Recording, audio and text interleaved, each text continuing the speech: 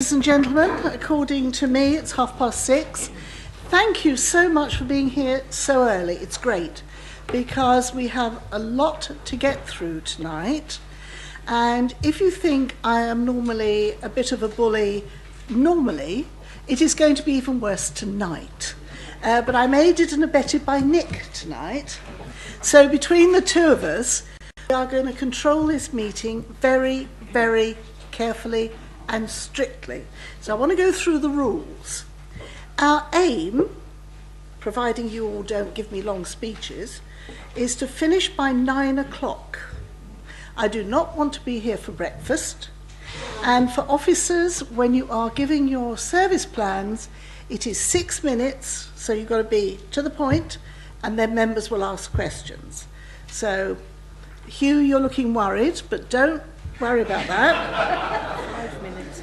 It's 5 minutes, I'm told, not 6. So, so we do have a lot to get through. Now, the way we're going to play this is I've only got one person who has put their name down to speak, if necessary, and that is the portfolio holder for finance. Now, we are tonight not making decisions.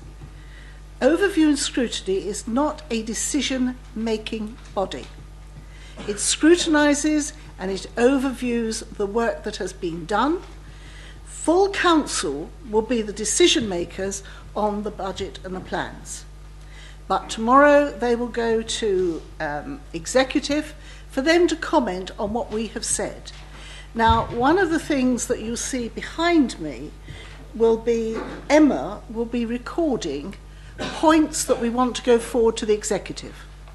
It is not a verbatim item, it is points. And if you say, can I have this recorded as something to go to executive, that is what she will record.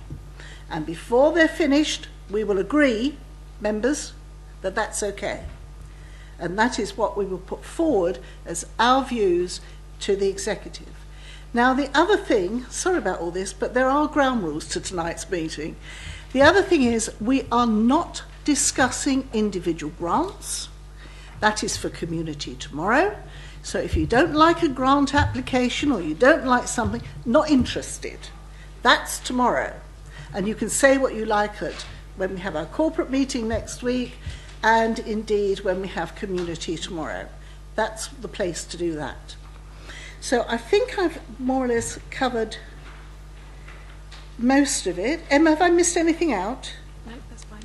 That's fine, I'm told. So, well, oh, it's not on the board. Well, you all know what the fire escape drill is. We have members of the public are nearest the exit.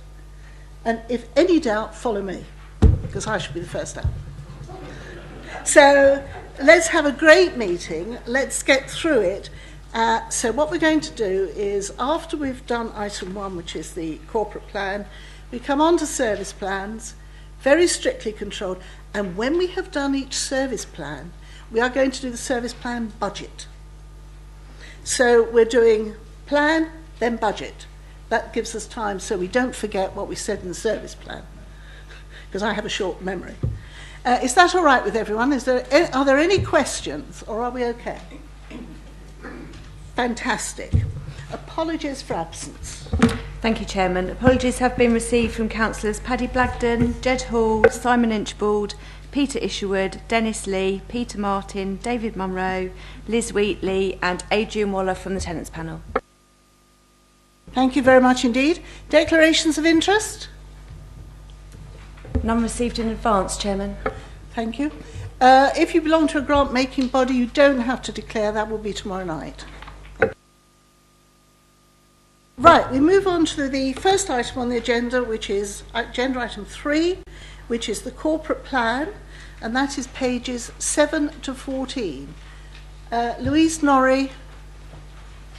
Oh, sorry, Louise. It's going to be that sort of evening, you can tell, can't you? You're going to introduce and take us through this. Thank you. Thank you, Chairman. Good evening, everyone.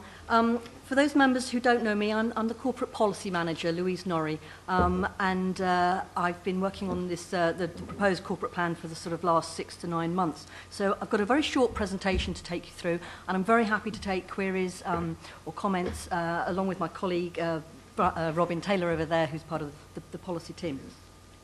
So, why do we have a corporate plan? What's the point of a corporate plan? Well, as policy manager, I'm sure you'd expect me to say that I think it's the most important strategic document that the council has. It sets out the intentions of the council, and it's the means by which we deliver the council's priorities. And we do this through the performance management framework. The performance management framework, as you would imagine, the corporate plan sits at the top. It sets out the council's priorities, and along with those other policies and strategies, it works down through the next item you're going to hear, which is service plans, which are the annual business plans for the council. So we work through those, and then they go down likewise to individual officers who will have targets set in their appraisals to make sure that we deliver the priorities of the council. It also schedules expectations from an external point of view. It clearly sets out the priorities for the council, and I suppose by implication it sets out things that, or it doesn't set out, but things that we can't do. It's also an incredibly important document, and clearly it will be on our website, for people who are applying for jobs at Waverley. It sets the tone and the context of the council for people who are applying for jobs, and hopefully attracting them.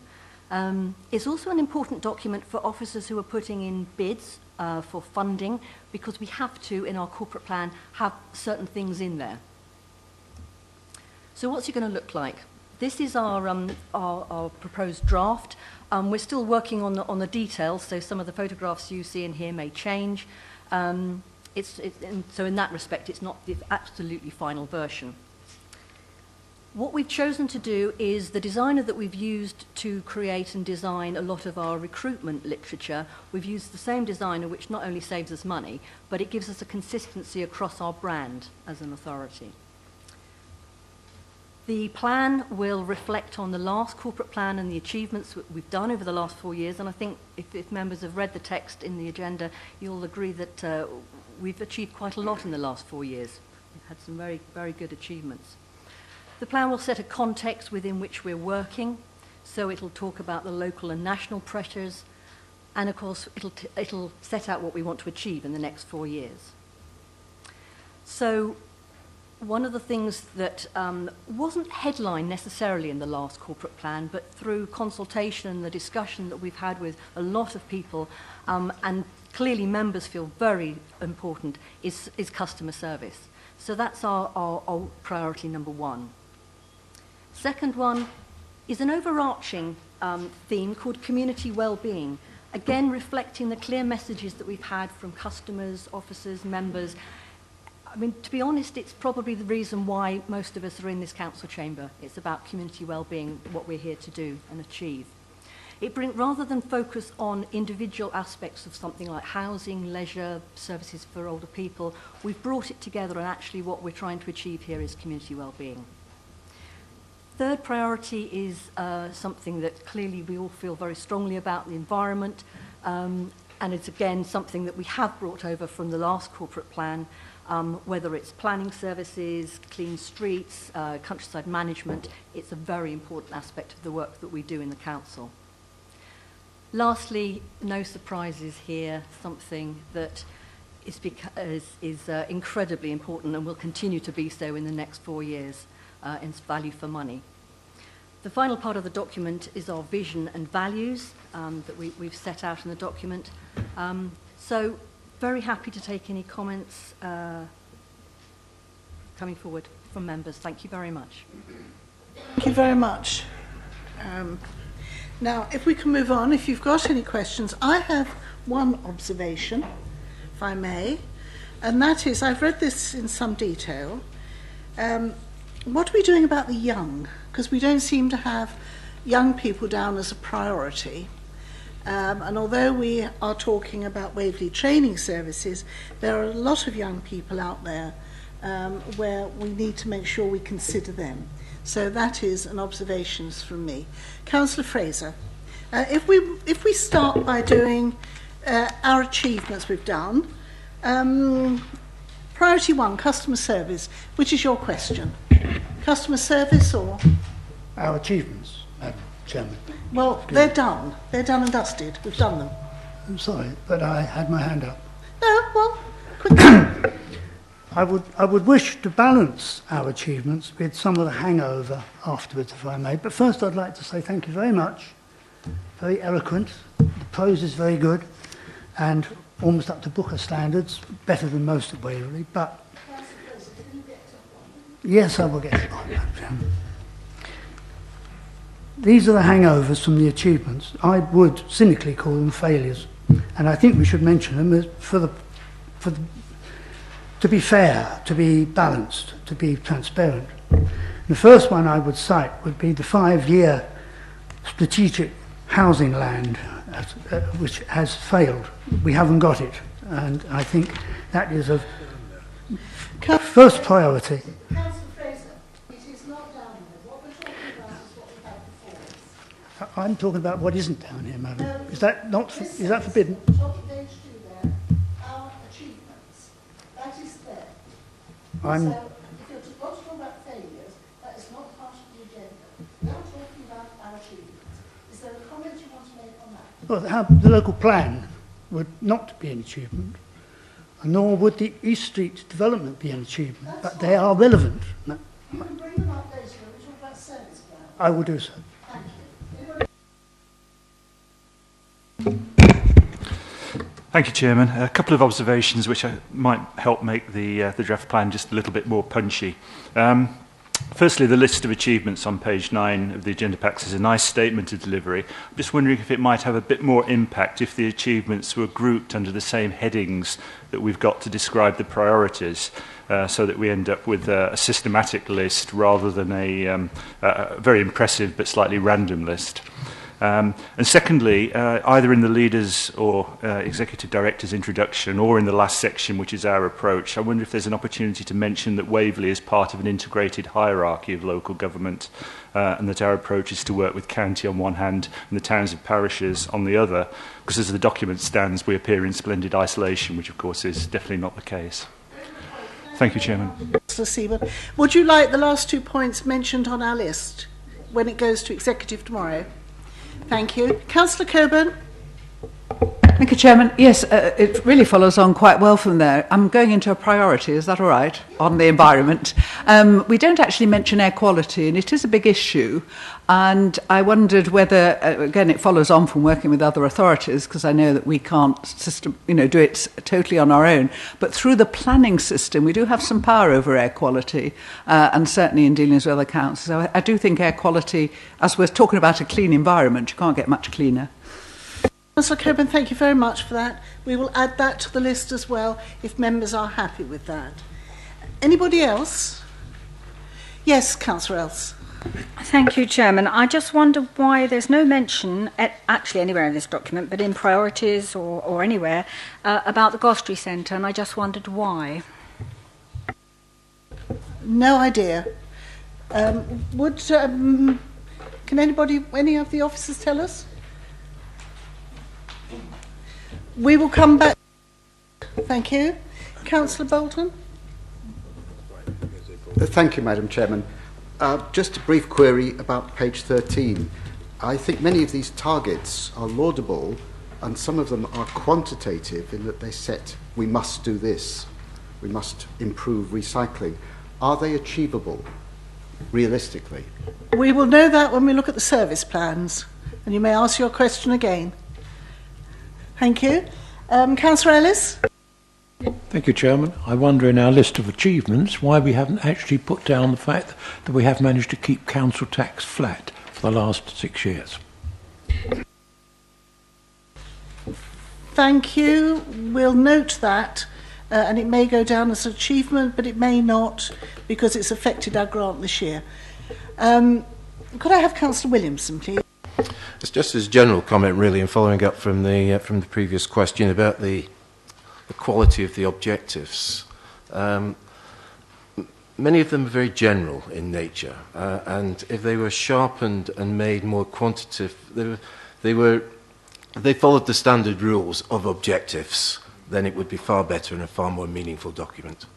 Thank you. Well, you will have that opportunity. This is your first meeting of this joint committee.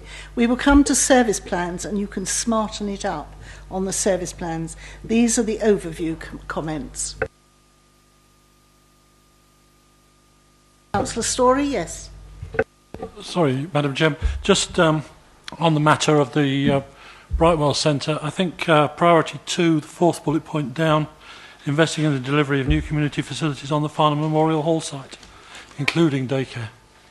Then we have included it. That was the Memorial Hall and the Gostry Centre. But I called it the Gostry Centre. I'm so sorry. I meant Brightwells. I do beg your pardon.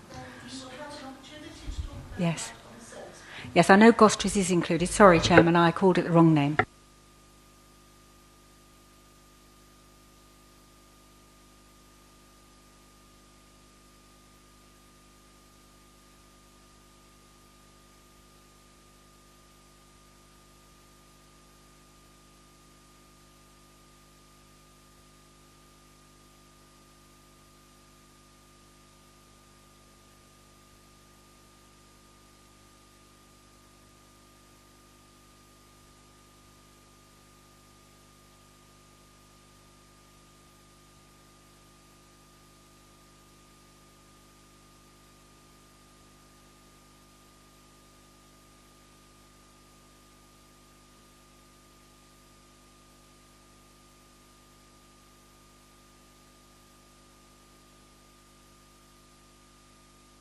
I put the recommendation. The Joint Overview and Scrutiny Committee has considered the draft corporate plan and has made its observations as listed. Are we happy with that, members? Is that agreed? Thank you. Right, now we move down to the meat. And this is the difficult bit when we have to put the budget to the service plans. So we have the head of each service here who has submitted a plan. And the plans are on page 15. The way we're going to do it is we're going to do each plan, then you may ask questions for 5 minutes, and then we will move on to the next plan. Now the plan are details of the priorities. Okay? Are we all happy with that? And then we will be talked through the budget that applies to that plan. And we will agree that part of the budget. All right, happy so far? We're not sure, but we'll plod on. Right, service plans. The first one I have are communities, Kelvin Mills. You have an awful lot of portfolio holders, don't you? Sorry, nobody told me you were substituting for Kelvin. That's all right. He got cold feet, did he? He had to go to the Police Crime Commissioner Summit in Farnham that's on this evening. Oh, joy. Yes. Hello, my name's Katie Webb. I'm the Community Services Manager. And to my right, I've got Charlotte Hall, who is the Arts Development Manager, Arts Cultural Manager. Sorry, Charlotte, got that wrong. And we are part of Kelvin's team. We've been asked to present his service plan this evening. It's broken down into the sections that we deliver. So, first of all, I'll start with leisure. The service plan main objective is to ensure a high level of service at our leisure centres and increase participation in sports, exercise to improve the health and well-being of Waverley's residents. This will be done through a high-quality service delivered, which will be through focused contract monitoring. Also, to maximise profit share from the contract and improved energy efficiency and income from renewable energy initiatives. The second service is Parks and Countryside, and one of the key service plan objectives is to manage our green spaces to ensure they offer biodiversity and are attractive and safe for our community to enjoy. Again, this will be done through effective contract management of the Glendale grounds maintenance contract and improve service communication and promotion through website and social media to increase awareness and usage of Waverley's open spaces. Then on to community services, which is the service I manage, and that is to continue to support Waverley's voluntary organisations and work closely with partners to improve the health and well-being of our residents and ensure our communities are safe. Some of the key ways that we'll be delivering that this year is through the implementation and delivering of the Ageing Well strategy, and then through the health and wellbeing strategy, which starts its path through the committee process tomorrow at Community ONS. These both have 2 and 5 year action plans for us to deliver particular initiatives. Also, we'll do it through the delivery of the new community centre for Farnham to help address the challenges of the borough's ageing population in Farnham and the surrounding areas. I'll move on to Charlotte now.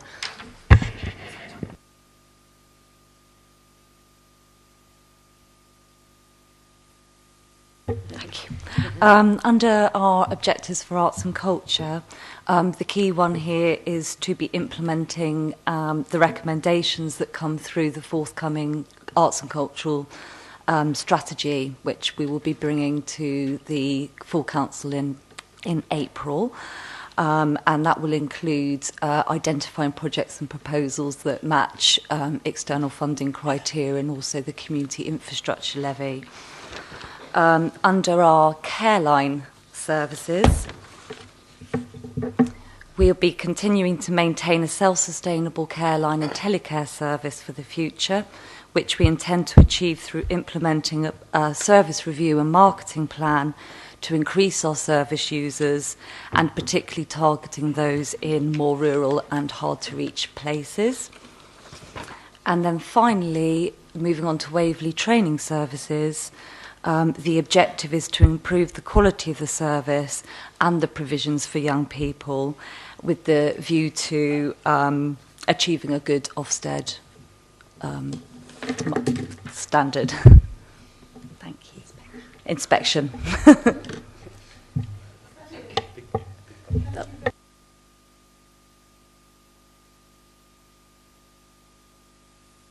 Officers to do was not to give us long objectives about how to run their service. That's their day job.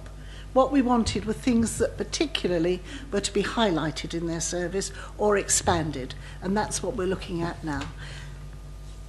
Councillor Fraser. Thank you, Madam Chairman. Under C3, Katie, I wonder if you could assure us that Waverley Borough Council will continue its support for the Royal Voluntary Service production of Meals on Wheels from its kitchen at the Gostry Centre, and it will continue unaltered. Can I stop you there? I'm sorry, Mr. Fraser. This is going to happen quite a lot, and I don't really want to do this. But if you go to community tomorrow night, that is where you ask that question. It is a community item. So tomorrow night you will get all sorts of answers to your community items. It's not relevant to this. Sorry? Is it not relevant to this item? Not really, no. Unless anybody could give me an answer. But it's really a tomorrow night question. It is a simple yes or no answer I'm asking for, Madam Chairman. Can I just say, Councillor Fraser, we are discussing this in some measure tomorrow evening. It is a community item and not an item for tonight. Not being a member of the community ONS, I am the corporate ONS. But you can attend and you can ask to speak. You don't have to be a member. Very well. I will defer under protest. Thank you. Right, anybody else? Yes, Councillor. Thank you, Madam Chairman. I hesitate to ask because I might be told it was another. It's to do with Waverley training. I think it's a hidden jewel. Looking at the accounts, which we will come to later, there is at least £2 million of income. It seems to be wonderful and little known. I wonder, just briefly to summarise, to conclude, I wonder whether we couldn't develop it further, perhaps with a commercial partner. Thank you. Thank you very much indeed. We can talk about that later when we come to the budget, but you're quite right, it is a hidden jewel. Else? Thank you, Chairman. I don't know if this is the right place to bring this up, but it would appear that Councillor Julia Potts, Waverley Training Services, Major Projects and Culture are the portfolio holders, and yet there is no mention of her brief, which is to deal with a major project, which is Brightwells. I'm sorry I got the name wrong. It's been changed from Brightwells Gostrey to Brightwells, and I've got a bit confused, but it is Brightwells, East Street, if you like. There's no mention of that in the service plan objective, and I couldn't find a mention anywhere else. I didn't know quite what had happened to it. That's for bringing up, because I can't find it either. I wonder if one of the officers can tell me under which service plan it is. Chairman. It's the regeneration of part of Farnham and should be on one of the service plans. Which one is it? Chairman, I think it could be included, and I think I will take that point away. Thank you. I am very disappointed, officers, that a major regeneration scheme in our biggest town has been left off the service plans. Chairman, just if you, as you've asked the question, what you'll notice is a lot of the service plan items are reflecting items that are new for the year ahead, that may not have been a priority in the previous year. There's a lot that the council does and will continue to do that isn't mentioned here. Emma, thank you very much indeed. Yes, Councillor. Thank you, Chairman. Brightwells is mentioned in the achievements on page 9. Ongoing plan for the redevelopment of the Brightwells area in Farnham.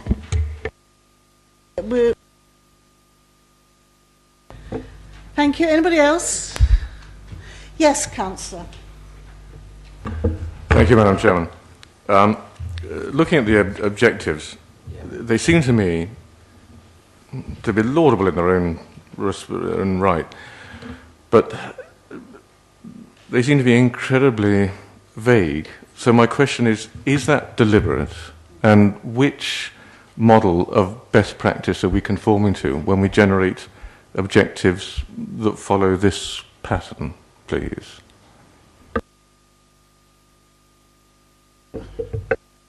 If you look on page 53, you'll see it's all laid out there, I'm told. On the detailed budgets. Are these objectives meant to be as vague as they would appear, is the question. Yes, Robin. Happy to give that a go. What you've got here, which we've tried to respond to members' previous concerns, what you've got here is a combination of two things. In the papers, you have the high-level objectives contained within the service plan, and on the slides you have specific objectives, things that are new for 16-17, things which are particularly high priority for 16-17. What heads of service also have are the detailed service plans that they will be operating according to, but the understanding was, the request from members was that that level of information wouldn't be put before members at this meeting because you wanted to have a focus on the specifics for 16-17. I hope that helps, Madam Chairman. Thank you very much indeed, Robin. Yes, Councillor Hess. I mean, the Office of Government Commerce used to talk about smart objectives. I mean, do we have this broken out? First question, if I may, is do we have these broken out into smart components? Lovely. And secondly, and I don't mean to be nitpicking, but it just worries me, if an objective is to exercise a high level of service at our leisure centres, and I'm not picking on this one deliberately because I've gone through them all and they all follow the same pattern, but if our objective is to ensure a high level of service, that would imply that at the moment we need to have that objective because we don't have a high level of service currently. Do you see where my concern is about all of these objectives? If I was presented this as a government contractor by industry, I wouldn't accept it for an instant. I'd be hugely suspicious and fearful that somebody was trying to lay something through or get me to sign up to something that they could later drive a coach and horses through. Councillor Hess, would you like us to put something on the board to take your concern to the executive tomorrow? If so, how would you like to word it? Objectives are not specific enough? An objective is a target, and a target is something that can be easily identified. Well, can we have a short sentence that we can put up there? Can we have some smart objectives? Okay, thank you very much. Councillor Williamson? I was just going to add to the previous point, really. Objectives form the heart of any plan, any business, any strategy plan. Without clear objectives, defined objectives, then you have no plan at all. And I think the executive really need to take this on board and resolve the issue. It's completely unacceptable. I don't disagree with that. That's why we've put it up. Councillor.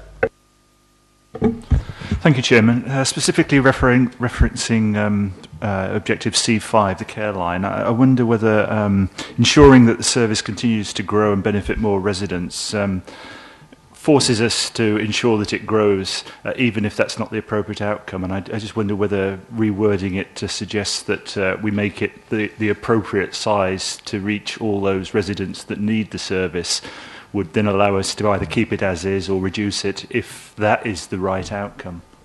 Thank you. Wanting to change that the objective to what the one you've just said? I would suggest that might be better. Growing it might be appropriate, but it might not be the only possible outcome. Hang on just a moment. Currently, the service, we would consider it under use. So at the moment, for next year, it would be about growing the service. We've yet to get to a point that it is most probably a sustainable service, or it's sort of saturated. The market is very much a service that still needs to continue to grow over the coming years.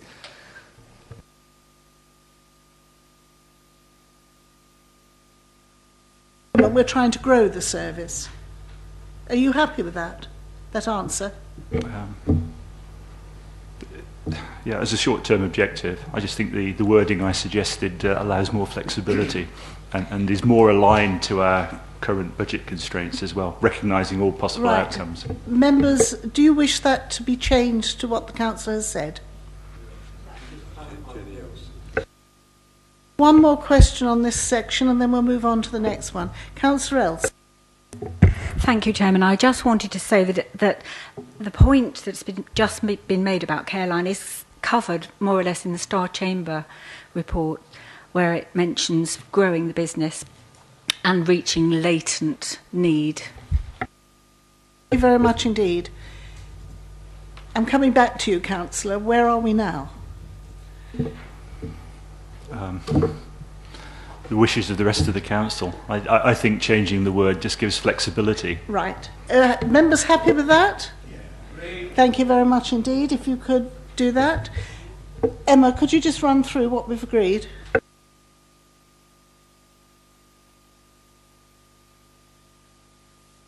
On the screen, Chairman, and I've actually created an overarching themes of which I've captured the point about making smart objectives. Are we all happy with that? Great. That's good. Then, and don't forget, you will have your corporate committees to go into these things in more detail. Environmental services, Richard Homewood.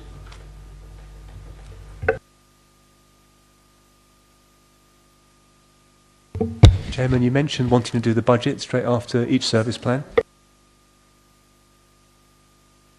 We will move on to the budget for communities, and that is on, I've got a page number here, here we are, got it? That is on page 52. So the revenue budget is page 52. 53. Oh. The fees and charges are on page 117, and the Star Chambers page 37. Capital programme, so we'll do one at a time. Page 53 to 82 are the revenue estimates. Can the officers take us through those? Finance, Mr. Vickers, and you're doing it, Mr. Vickers, thank you. And we're on this report. Madam Chairman, shall we open up to questions rather than just talk about the numbers? Okay. Do we have questions on page 53? Yes, Councillor Williamson. Thanks very much, Chairman. I did raise it at the meeting we had last week on the budget, but I notice on the Memorial Hall there basically during this this budget period, the hall is closed for the work that's being done, yet the employees are still being paid. So the other costs associated with the hall have been removed, but the salaries are still paid. I beg your pardon?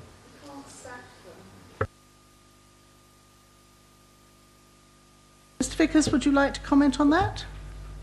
Certainly, Madam Chairman. The staff cost you see in that cost centre is an allocation of staff, and it was based on a calculation that it averages out across the year. It doesn't mean that there's one person working entirely in that area. Actually, the staff there cover several, well, certainly the Borough Hall here and some other areas as well for us in terms of facility. So it's just a reflection. It's not a dedicated resource to that facility. Mr Clark? Chairman, it also, because we had the question on Thursday, so we looked into it, also reflects the additional management time working on the project during the year. So Kelvin and Charlotte will be spending more of their time than they would normally do on the Memorial Hall service because they are managing a major construction project and their time has switched into here. So we looked at the detail following the question on Thursday, and that was part of the answer combined with what Peter was saying about some of the other allocations as well. Thank you very much for asking the question, Councillor Williamson. Right, anything else on page 52? 54? Yes, Councillor. Thank you, Chairman. The Museum of Farnham, I see, is £118,000 and 90 pence, and the grant-aided museums is 36,000. Can I ask what the grant-aided 36,000 is for? I don't understand that term. I'm sorry. Team. I can help. That's Thank the service level agreement we have with Farnham Maltines to deliver the outreach programme annually.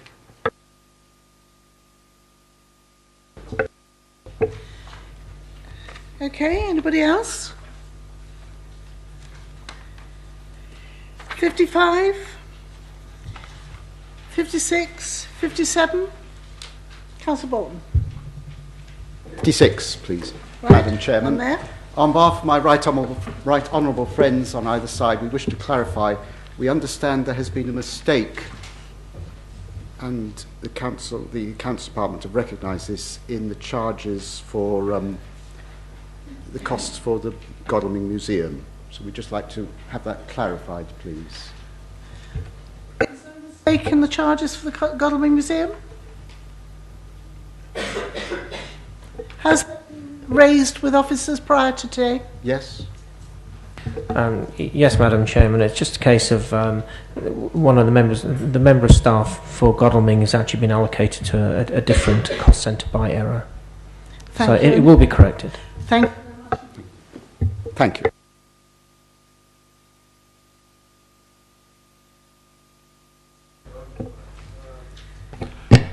Thank you, Madam Chairman. Yes, I was going to mention the apparent massive reduction in community services, footnote 1, Godalming Museum, but you dealt with that. I also mentioned last week at the Q&A that all the figures in the 2016-17 estimate are for a host of relatively small grants, which I think are not going to go through. This is provisional. I'm sorry, anything to do with grants will be for tomorrow night. Okay. Because you'll be debating that in some detail. Thank you. Anybody else? Then I'll move on to page 57, 58, 59, 60, 61. I'm speeding through these because you've all had these papers, so I'm assuming you've read them.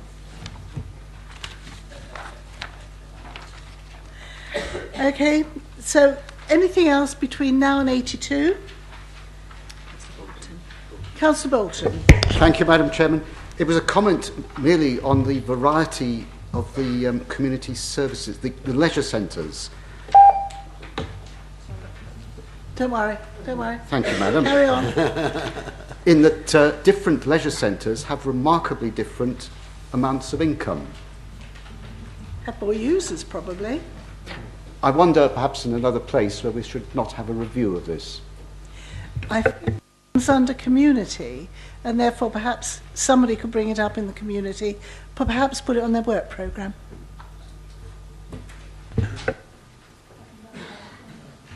And basically the difference in income is due to the difference in usage. It's as straightforward as that. It would be disappointing if we couldn't encourage more use of the lightly used ones.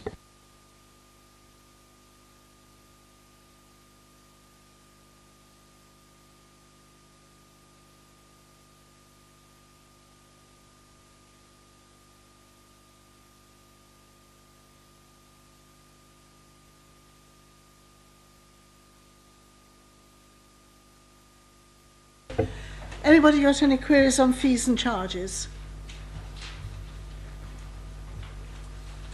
117 to 125.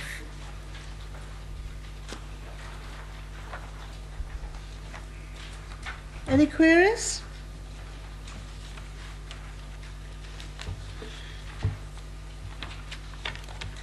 Thank you very much. We'll move on to page 37, so we're going backwards, and we're looking at Star Chamber. And if you've got any comments on the Star Chamber. 37.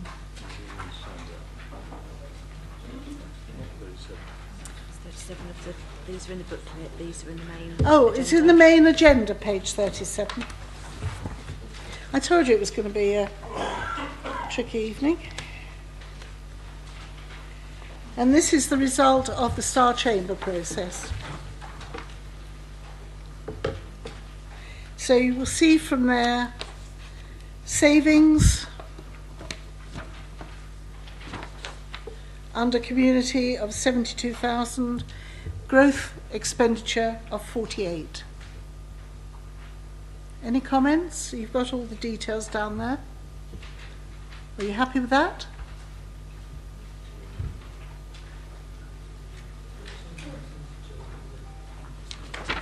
Okay. Move on to page 45.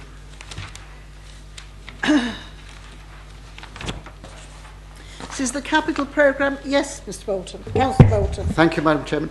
I wonder whether there couldn't be a little bit of flexibility with the largest single item of £800,000.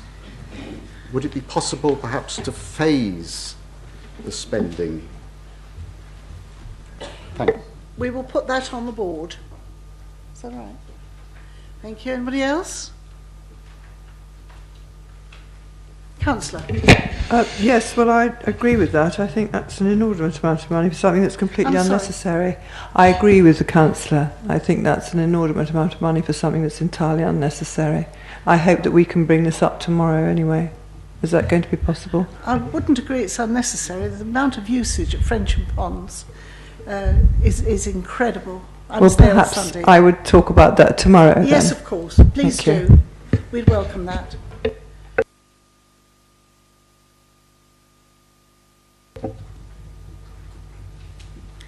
Then revenue projects, page 49.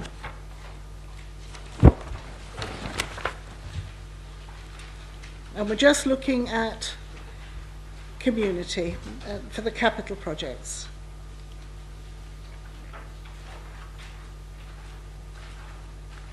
Are we happy with that?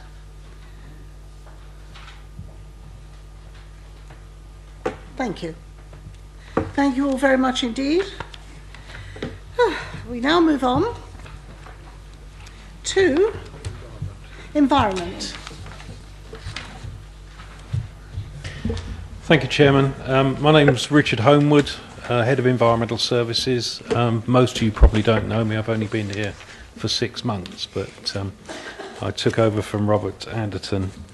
I'll talk about the high-level priorities for environmental services. They're not detailed objectives, they are the high-level priorities for the service. And certainly the first section of that is environmental services, which is the waste recycling, street cleaning, etc. And clearly that's a very important service for the public in the community in Waverley. And the three key priorities there for us are to increase the amount of recycling, to improve the quality of the recycling, and that's very important nowadays with the recycling market as it is, so that people don't contaminate their recycling. That's a key priority, to get the level of contamination and rejection of our recycling down. And lastly, to continue to improve contractor performance on street cleaning. They generally do a very good job with street cleaning, but there are often issues, particularly in the winter with the leaf fall and that sort of thing, where we think the service could improve. So that's a key priority for the environmental services as well.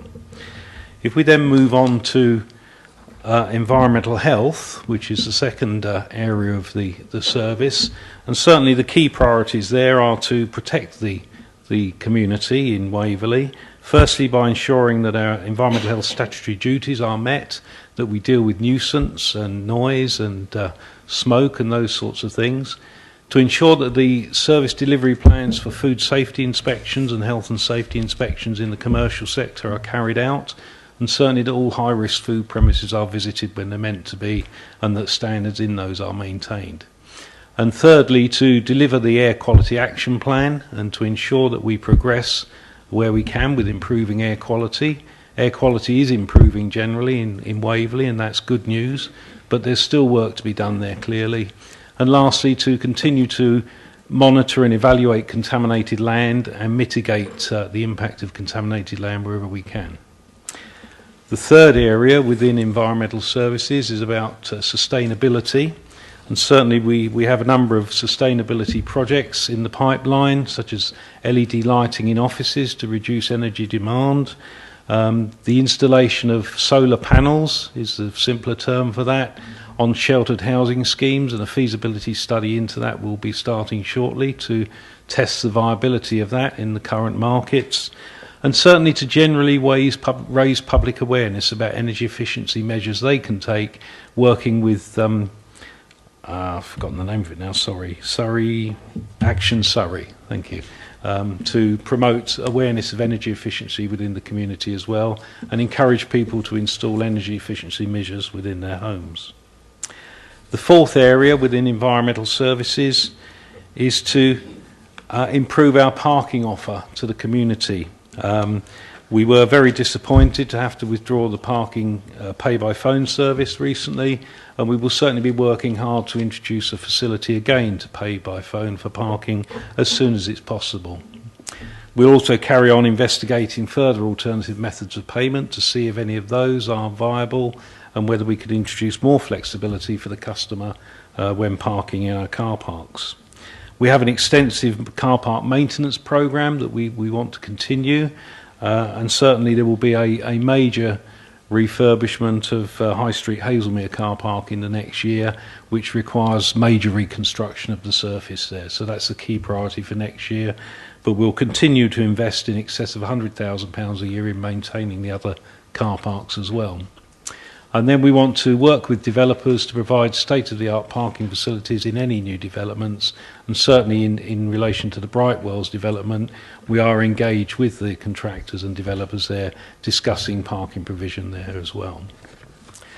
And lastly, it's about looking after ourselves and looking after the community with business continuity plans to ensure that our business can continue to operate in extreme circumstances, be it fire or flood or famine. And certainly emergency plans so that in response to major incidents we can support the emergency services and help them support the community and recover from natural disasters and hazards such as flooding, heavy snowfall and other severe weather. And lastly, it's about promoting safe working cultures within the organisation itself to reduce the level of accidents, to reduce the risk of claims against the organisation, and ensure that we operate safely and properly within the organisation. Thank you, Chair. I think this is more the smart objective type of approach you were looking for, Councillor. Yes? Thank you. Any queries on that? Questions? Councillor Coburn. Just a very small point, Chairman. If you go back to the very first one,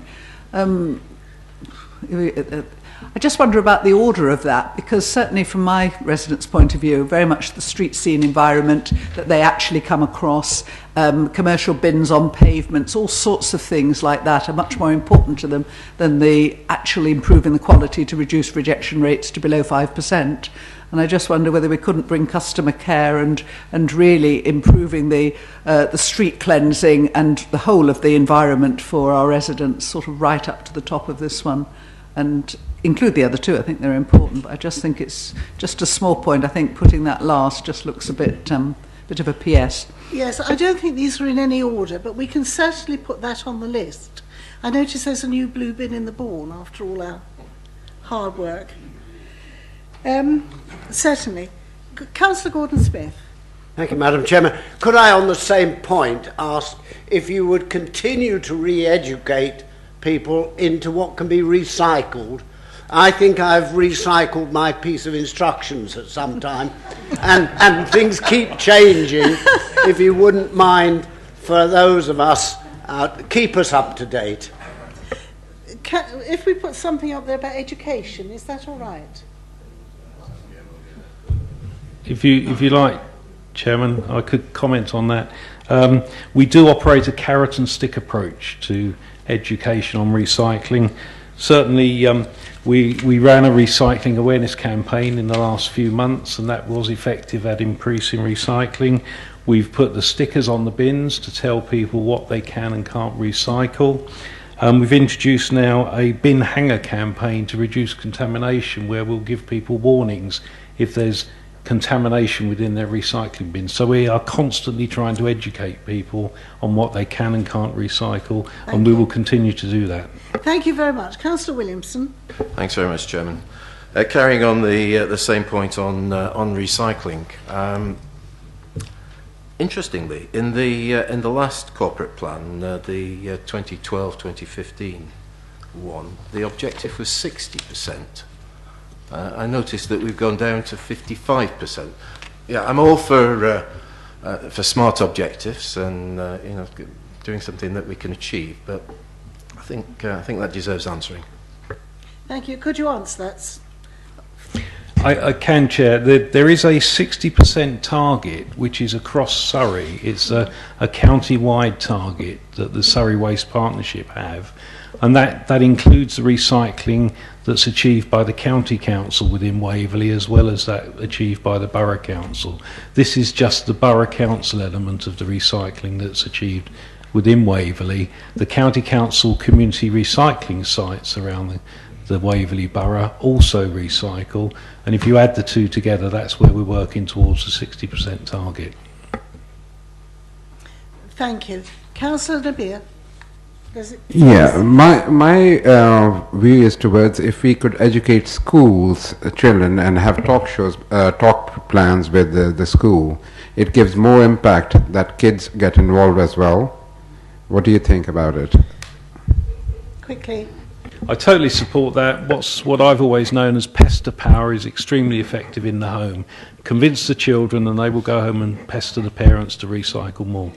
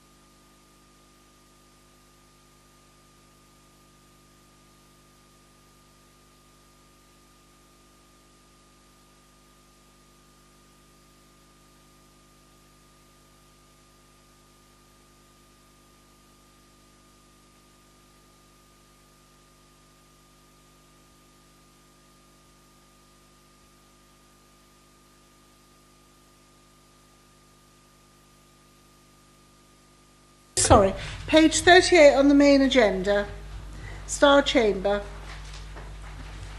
And here you will see what we're saving, which is 104,000, and our growth and reduced income, which is 82. Have we got any queries on that we can ask the officers?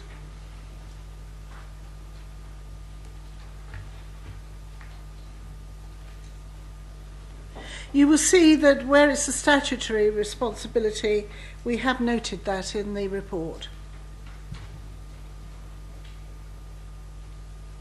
All right, then in which case, if you've nothing there, page 46, which is the capital programme.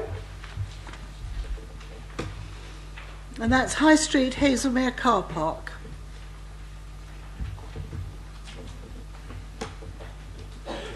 If you're happy with that, we'll move on to page 49. And we're looking at environmental services, capital revenue programs, general fund. Okay. Any queries on that? Any questions you'd like to ask? Yes, Councillor. Park signage. I don't feel that we need a lot of the signs that Waverley are producing around our semi-rural areas, particularly one I live in. So I think that can be cut down on, actually, and I'd like to bring that up. We note your point, but we've agreed that. Okay. That was on community services. Right, okay. So we're now on environmental services. Okay, thank you. Okay, that's great. Thank you very much indeed. In which case, we've done all that. We're now on to housing. Oh, can we agree what we've got on the board? See, we're happy for that to go to executive tomorrow. All happy with that? Thank you very much indeed. Then we'll move on to Mr. Wagstaff. Jane. Thank you very much. These are our 5 overarching objectives for the year ahead, and each team within the housing service is developing its own action plan with specific targets under each of these objectives to give them clear focus, direction and accountability within each team. So the next slides are just highlighting our priorities across the housing service for the year ahead under these objectives. So under the first objective of developing our service, one of the key things we'll be doing is minimising the negative impact of housing reforms on Waverley residents and also on us as a council. So we want to help our residents deal with the introduction of the benefit cap under the universal credit, the availability of affordable housing both in the social rented sector and also in the private rented sector, and the potential impact that may have on our homeless service. And in terms of the impact on the council, that obviously is dealing with the reduction in the rental income, the potential sale of high-value properties, and the effect it'll have on our new build and our stock improvement programmes. So the housing reforms obviously do have some positive effects, impacts on residents as well. So the 1% rent reduction for social tenants will be a good thing, and the increased opportunities for affordable home ownership opportunities in an area of high value like Waverley is a good thing. So the next of our priorities is continuing to invest in our council homes. That's both our existing homes and our new build. You'll be aware since the introduction of self-financing, we've significantly increased our investment in our homes. We have met our decent home standards. We've improved our health and safety compliance and continue to work on that. And we're continuing to improve our responsive repairs. So our third priority is complete the first phase of the Oxford Ridge regeneration project. So this is an estate enhancement project, including redevelopment of 65 homes and refurbishment of 80. During the year ahead, we'll be completing the 2 show homes. We'll be procuring a build contractor for the redevelopment and starting on site. And we'll be completing the first tranche of the refurbishments, which are going to be procured under a separate contract. And then our fourth objective under our heading of healthy communities is to implement the outcomes of the review of housing-related support services for vulnerable adults in Waverley. The outcome of this review went to Corporate O&S in November, and the 2 recommendations, a team for working age vulnerable adults and a team for older people is being set up, basically to ensure a consistent service is delivered to all residents irrespective of their point of entry. So it's over to you. Thank you very much. So under this heading, the key thing that we're going to do is have a new tenant involvement strategy, and also develop the way we work with the tenants panel, and in particular how I work with them, being more effective and having a clear community development plan. The next one is to implement a software and processes that let us track every interaction with our tenants and residents and allow officers taking the call to see all those interactions and therefore see the whole picture. Through this will increase our effectiveness and our efficiency at our interaction with our tenants and our residents, and help to identify exactly what our tenants want and need when they make that call. So this will lead to us to excel at customer service. The current extract of the business plan is in page 57 of the papers, and as Jane has pointed out, the change in the government reforms and housing reforms has led a squeeze on our housing revenue account. So therefore we're going to undertake a review of the housing revenue account to actually be able to continue delivering new homes and reinvesting in our stock. While this review is undergoing, we have taken the cost of 2 staff out of our budget for 2016-17, and we've also reduced the capital budget by £150,000. Then the other piece of work is that our current maintenance contracts, which are around probably a spend of around £10 million a year, were let in January 2012 for a 7-year term, with an option to extend for a further 7 years from 2019. Over the next 9 to 12 months, we need to consider what the choices are going forward, taking into account the limitations of the current contract, the current contractor's performance, and the pressures on the business plan. And for that, we're going to need a specialist advice, and therefore there's a growth item within the budget for that. Thank you very much indeed. Thank you very much indeed, both of you. Just. I can see you all practicing this. Any questions on that, ladies and gentlemen? Yes, Mr. Storey, Councillor Storey. Yes, Madam Chairman. In the absence of Mr. Waller, I'm sure he would like to see objectives, and I would like to see them, quantifiable objectives relating to the void situation and also to the customer feedback in terms of responsive repairs. I think there should be specific objectives, quantifiable and noted. Thank you. Emma, would you like to put that on the board? Thank you. No? Are you all happy with that? Thank you very much indeed. Can we move on to the budget then? I've got it down as page 95.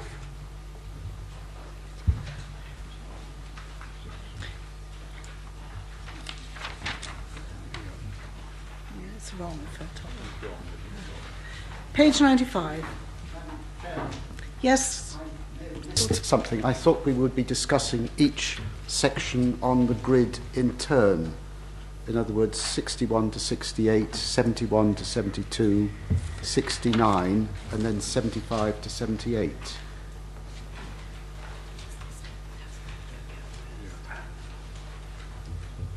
Well, 61 is community services, not housing. I'm only quoting from the one-page document that we have in front of us. And here you are. There's my booklet. Chairman, the page 61 to 68, whilst it says in the booklet on the table, it is actually in the main report for the housing revenue account, I'm afraid. So if page 61 to 68 is in the main main report. Right, okay. But it is confusing because it is in the booklet column, but it isn't. Page 61, you're right, we are debating it. My piece of paper says it's in the booklet, but never mind. Page 61, right. Any queries on pages 61 to 68 in the main report? I'm sorry this is confusing, but it'll be even more confusing if we do it the other way. Anybody got any queries? Mr. Bolton, have you got any queries? Not on these. Thank you very much indeed. Anybody else? Then 71 to 72. Is that in the booklet on the main report, Emma? In the main report. In the main report. Okay. 71, schedule of fees and charges of the housing services. Are we all happy with that? 72, we happy with that? Great. 69.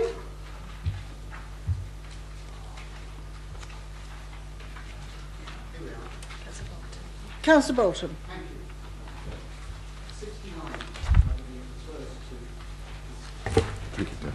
69 refers to the Star Chamber report, does it not? Yes. And I think Councillor Story may have already raised the matter. There was an estimated saving of £300,000, which was quite a significant amount, but very little detail. And I would like to be confident that we can actually achieve that. Thank you. Mr. Wagstaff, are we going to achieve that, to reduce the voids? We are going to achieve that, and it will be monitored by the Housing Improvement Subcommittee. The Housing Improvement Subcommittee have been working with officers over the last couple of years to actually improve the performance, and we've given well, every meeting we report back on how we are achieving our improvement in our targets. I think I persuaded the Housing Improvement Subcommittee that there is a plan to achieve this, and it will be monitored closely by members through that group. I'm sure we're going to come back to you on that when we monitor it. It's very dear to the heart of the Housing Improvement Subcommittee, that one. Thank you. Anybody else on that page where we're going to save 620,000, but our growth is 62,000? Okay. Thank you very much indeed. Then we move on to page 75 to 78 in the same report. Councillor Bolton.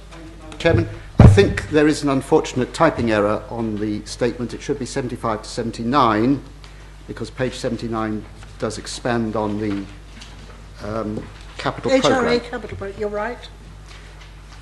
I was going to speak in more detail, but I think I've raised some of these points with officers who assured me that this is an extremely serious matter, and the implications are wide-ranging and severe and deep. And I'm glad to hear that there is going to be a review of the housing revenue account, and I would like, if possible, to contribute to that. Thank you. Thank you very much indeed. I'm confused, but don't worry about that. Well, I should say if it's that confidential, we cannot take it here. No. If it's a matter that should be in confidential. it is clear from the report that we are talking about many millions of pounds and an adjustment to our borrowing to support the housing development. I'm sorry, I don't know what you're talking about. You've obviously had conversations with officers. Mr. Clark.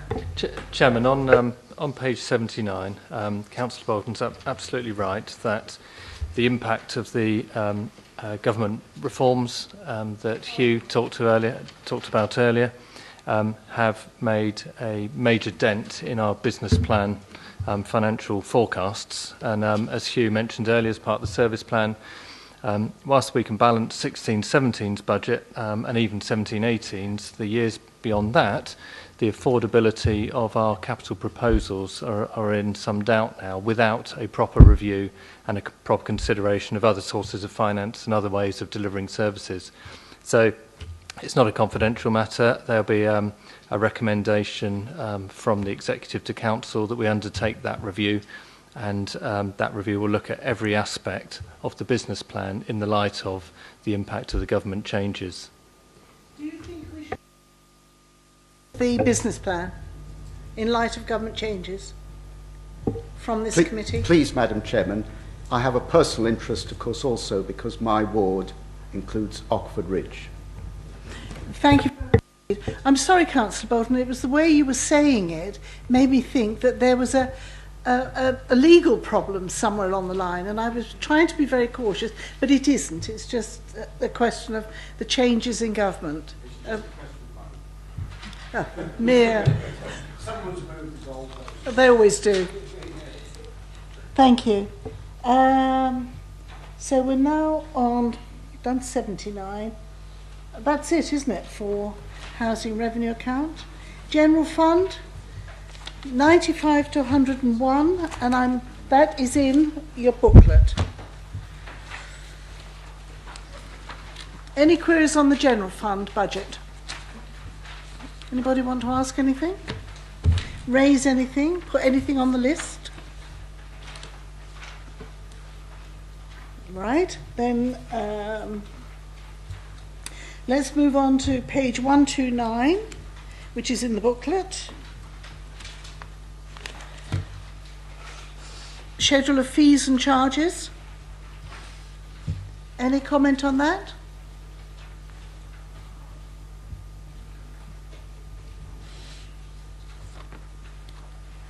Thank you. Then let's go back to page 40 in your agenda papers.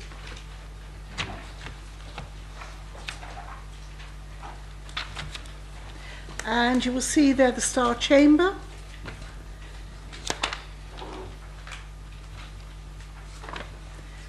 And you will notice that there is growth reduced income of 40,000 but no savings. Any comment? I think the Star Chamber process works very well. It's bad for the officers, but very, very good when you are having to concentrate the mind. Pages 75, is it 75? No, 47, 40, Star Chamber we've just done. Page 47, which is the Capital Programme General Fund.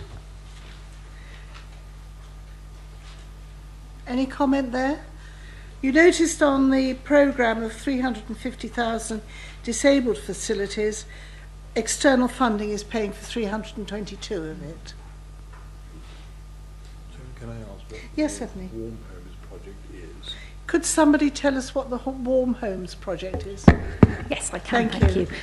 It's to cover energy efficiency measures for people who are living as private tenants or homeowners who are means tested and can't afford to do certain installation works. It also covers installation on park homes. So it's a variety of small, really small grants really to help with new boilers, that kind of thing. Thank you. Right, that finishes that one, unless anybody's got any queries. Thank you very much indeed. Right. We are now moving on to planning. Oh, sorry, I keep forgetting. Are we agreed with the headlines up there? Is that agreed? Thank you very much indeed. Then let's move on to planning. And the Head of Service, Matthew Evans. Thank you, Chairman. First priority, reflecting the expectations of the government on planning authorities, is to increase the supply of houses to meet Waverley's residents' needs, and clearly that includes affordable housing.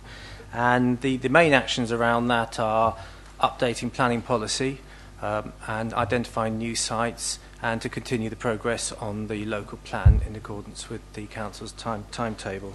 At the same time, we'll continue to take a positive approach to planning applications for new housing. The second priority relates to promoting and celebrating excellence in design and improving the public realm. The specific priority set out there is to continue with the Council's programme of carrying out conservation area appraisals with the aim of all conservation areas having up-to-date appraisals and management plans. But alongside that is other work around expanding our local list of buildings of historic value, and continue to invest in the capacity of the staff to have urban design expertise. The next priority relates to infrastructure, clearly a really significant issue for the Council, bearing in mind the housing development which is coming our way. Alongside the local plan, we're working on an infrastructure plan which identifies the infrastructure needs required to support new development, and a specific action there, which is to take forward the community infrastructure levy, have that adopted so that we can secure financial contributions from developers to invest in infrastructure.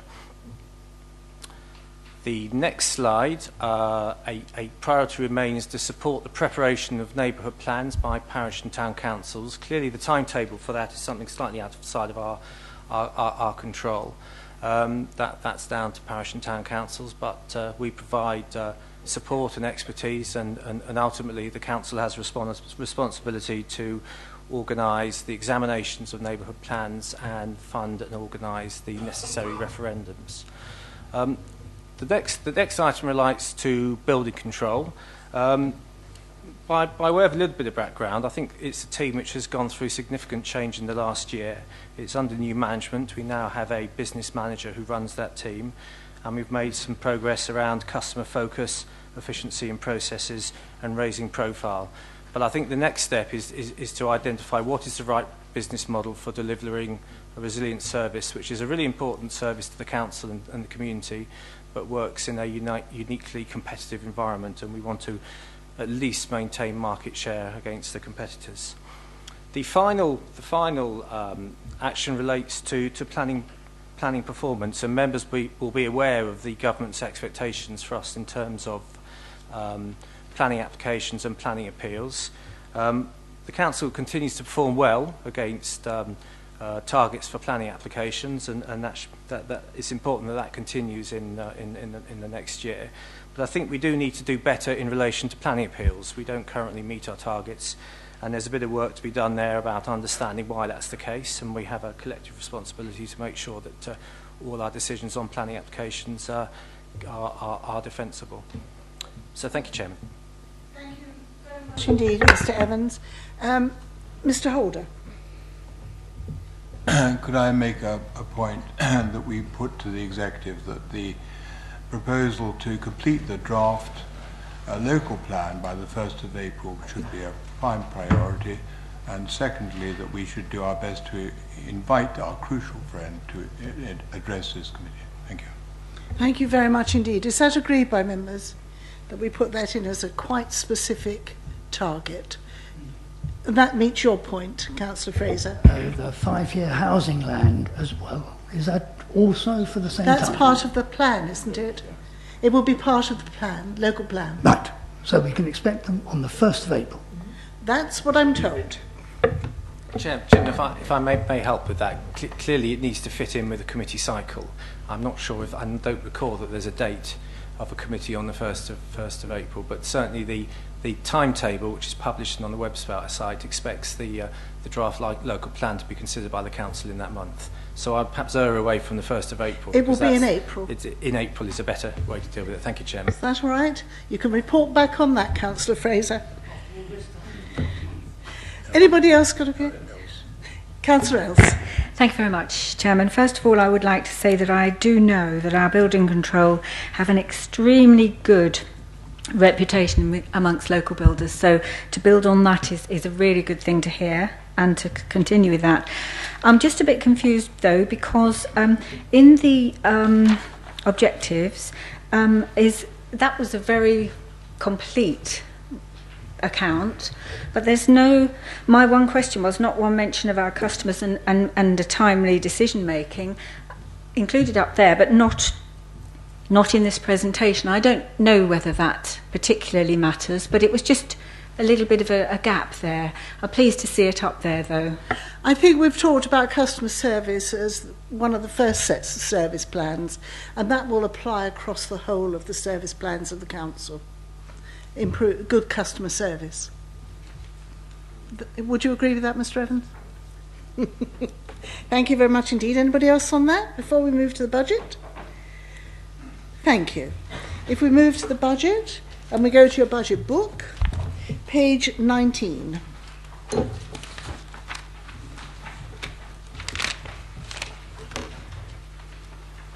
Okay, we're on pages 19 to 24. Have you got any comments on those, members?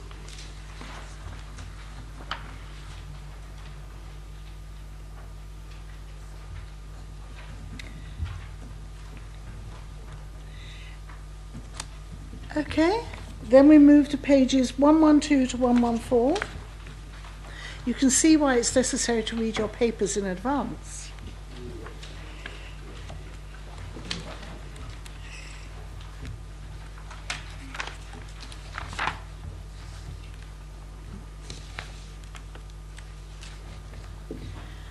Anything on those? These are planning charges. No, we all right?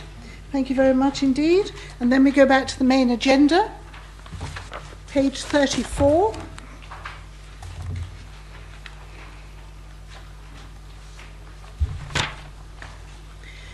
General Fund Star Chamber, and you will see there that we've got savings of £15,000 and growth of 95. Any comments on that? And they're the only pages that we've got. Thank you very much. Now, ladies and gentlemen, you will be pleased to know it's time for coffee. So could I please ask, before you all rush to get it, and invite our crucial friend. right, just agree what's on there as our comment about planning, if you'd be so kind. Agreed? Thank you. Then, if you would be very kind, we're going to break the rules tonight. Yes, Councillor Kibbard? Oh, right, okay.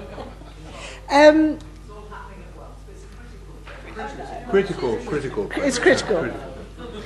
Then in which case, breaking the rule of a lifetime, if you'd like to get your coffee and carefully bring it back, we can then carry on, because we're really doing quite well. Because we're getting the budgets through as well as we're doing the plans, and we're halfway through. So thank you all. If you'd like to go and help yourself to coffee and bring it back into the council chamber. And there are biscuits as well. We're pushing the boat out tonight.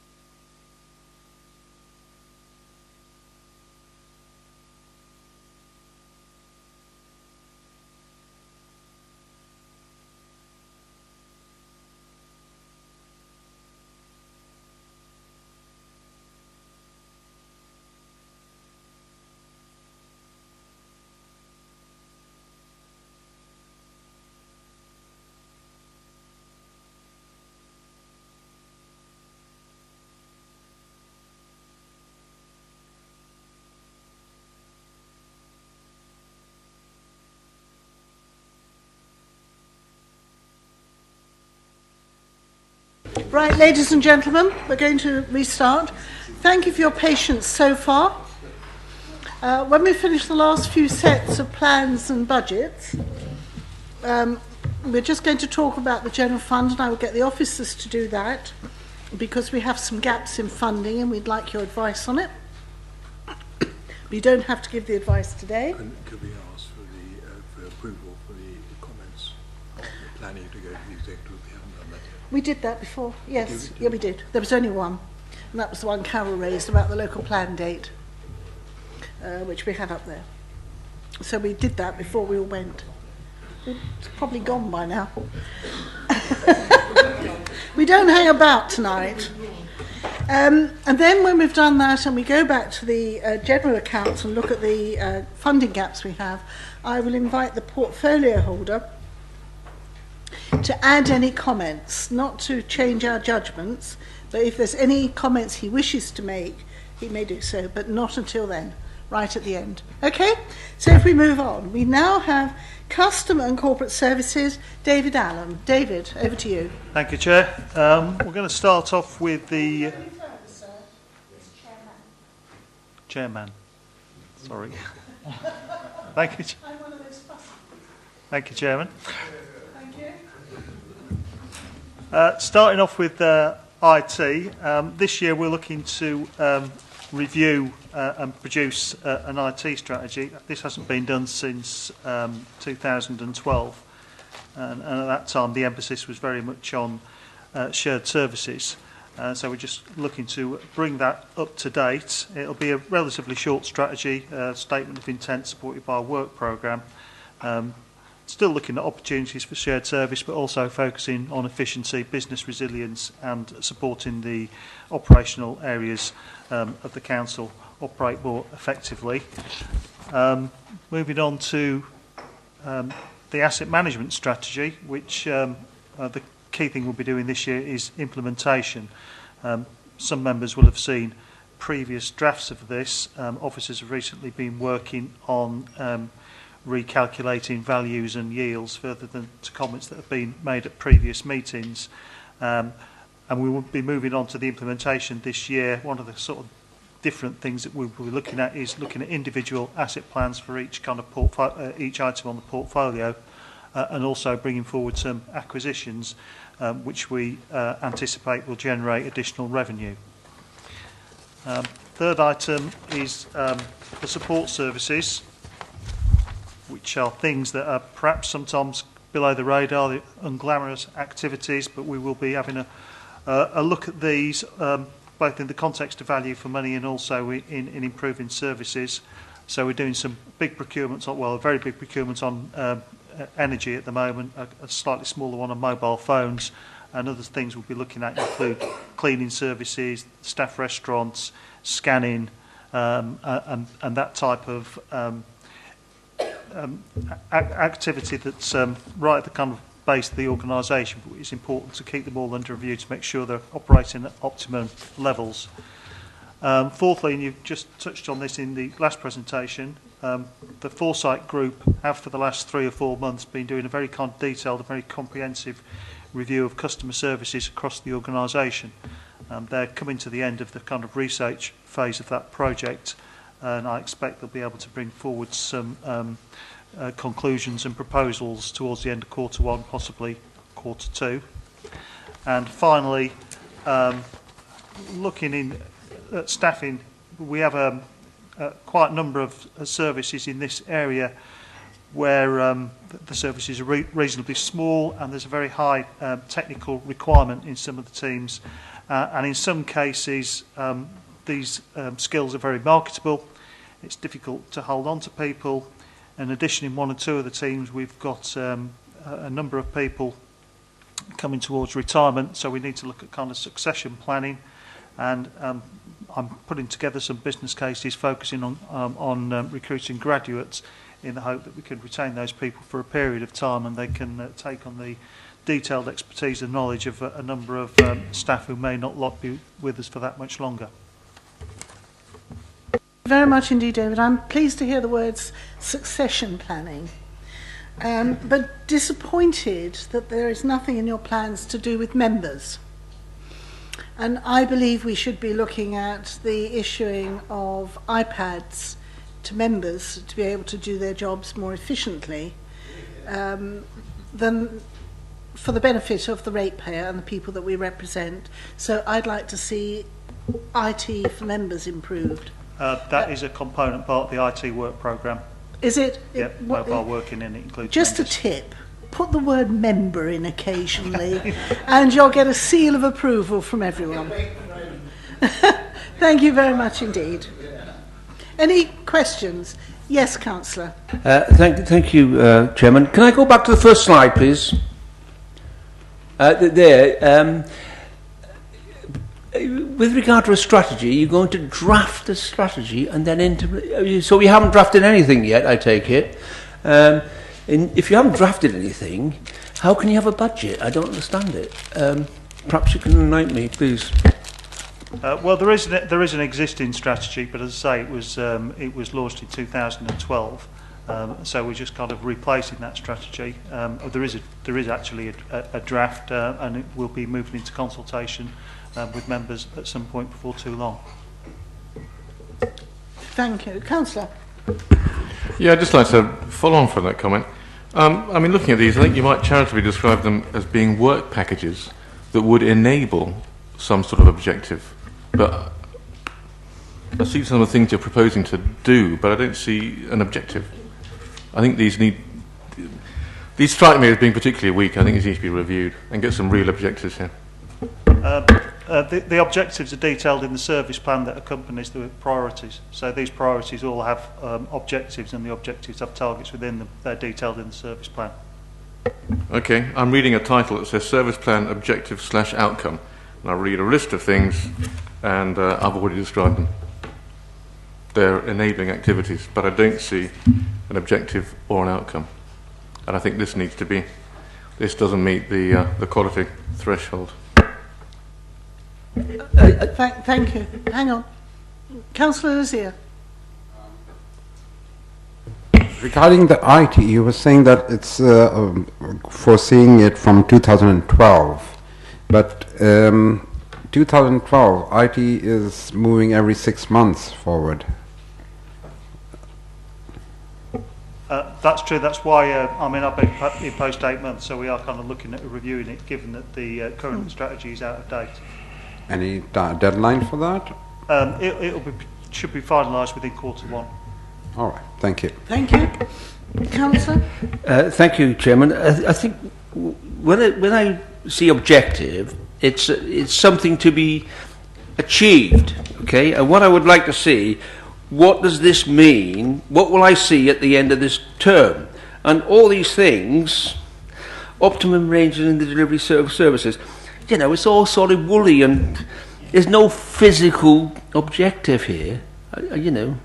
I mean, you've said that members will be, hopefully, getting iPads or everything, and the objective should be to ensure all members have an iPad. That's an objective, or trained or whatever. But, I mean, it's all...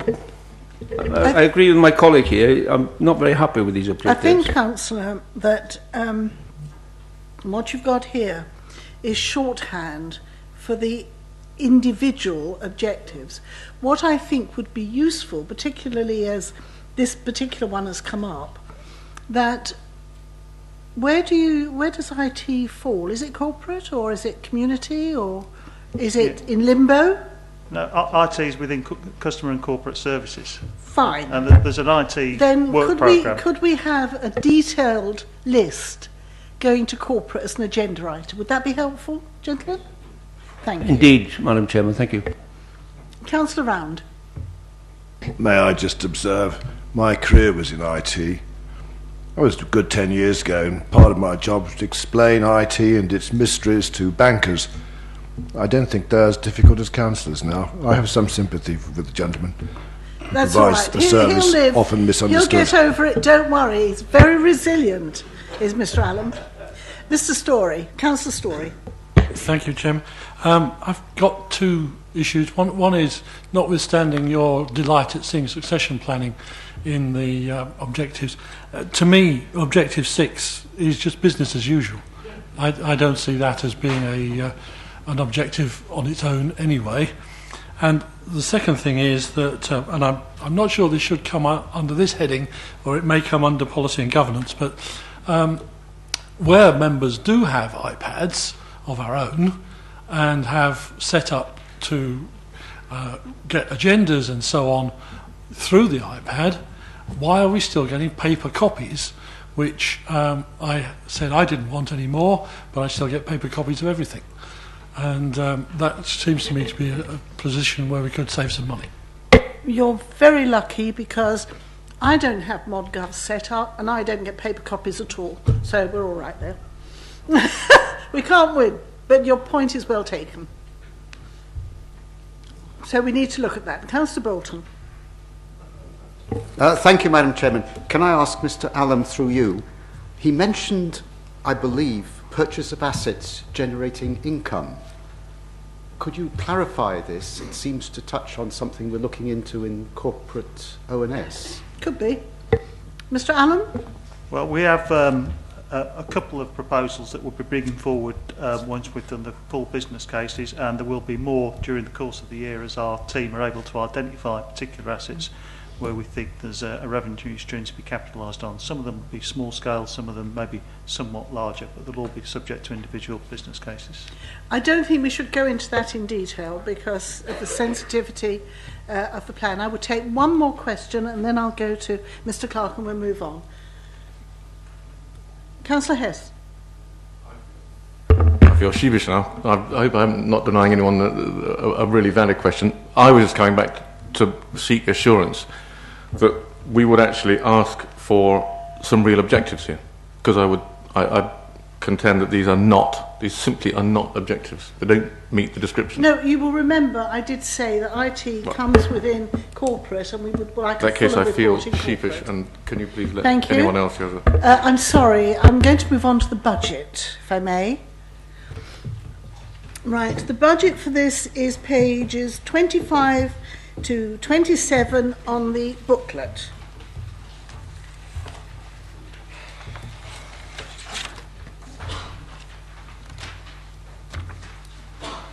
Okay, have we got any queries? This is customers and corporate services. Anybody want to ask anything? Councillor Else. Thank you. It's not about this, but it's just that I wonder if we could have some of the microphone, just one microphone at a time, because it plays havoc with my hearing aids when more than one is on. Thank you. Should have... That's all right. That's okay. Thank you.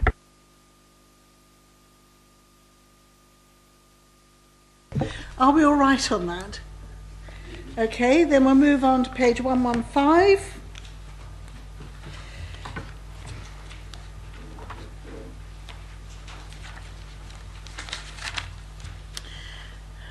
Schedule of fees and charges. Any queries on that? Thank you. Then we're back to the main agenda. Page 35.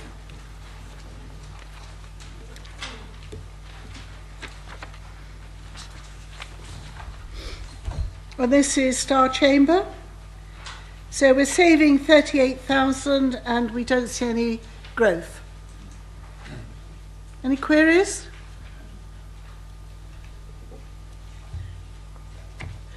If we can then move to page 44 in the same agenda.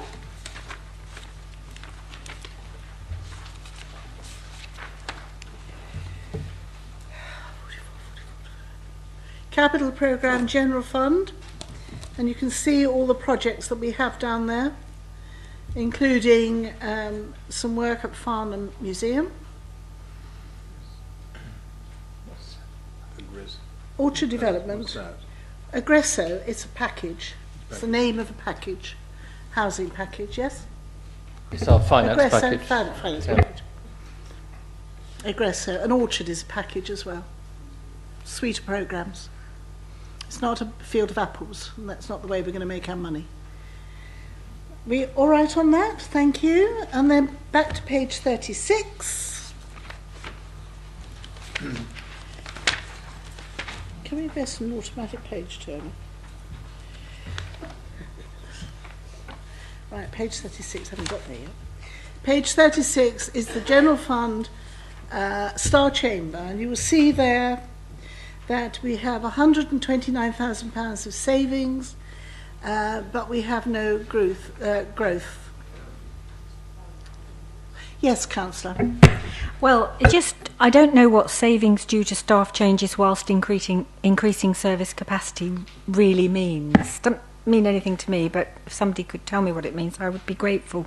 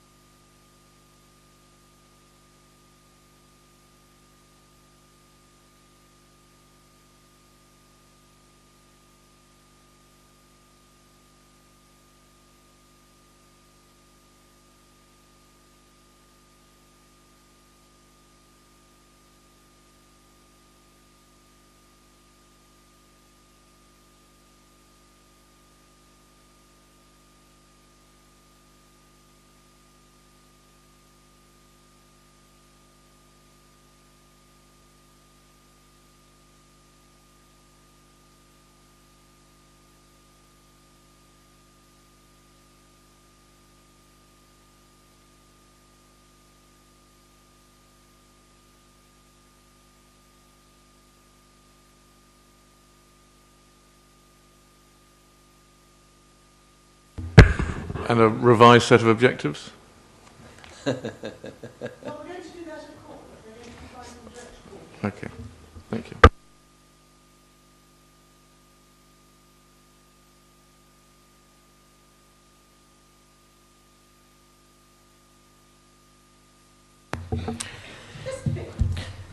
Thank you, Chair. I'm Peter Vickers, Head of Finance. Chairman, sorry, do apologise, Chairman. I'm responsible for 4 different, quite different services.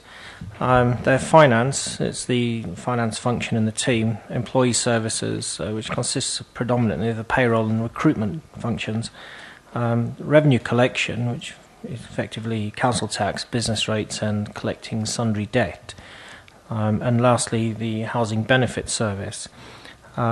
The priorities of my service plans correlate with the corporate plan objectives that we saw with Louise putting on the board, and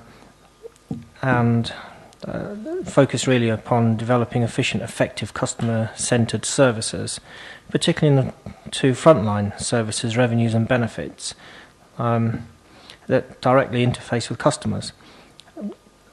Technology is moving forward quite rapidly, we're hearing tonight, and it impacts on both of these services.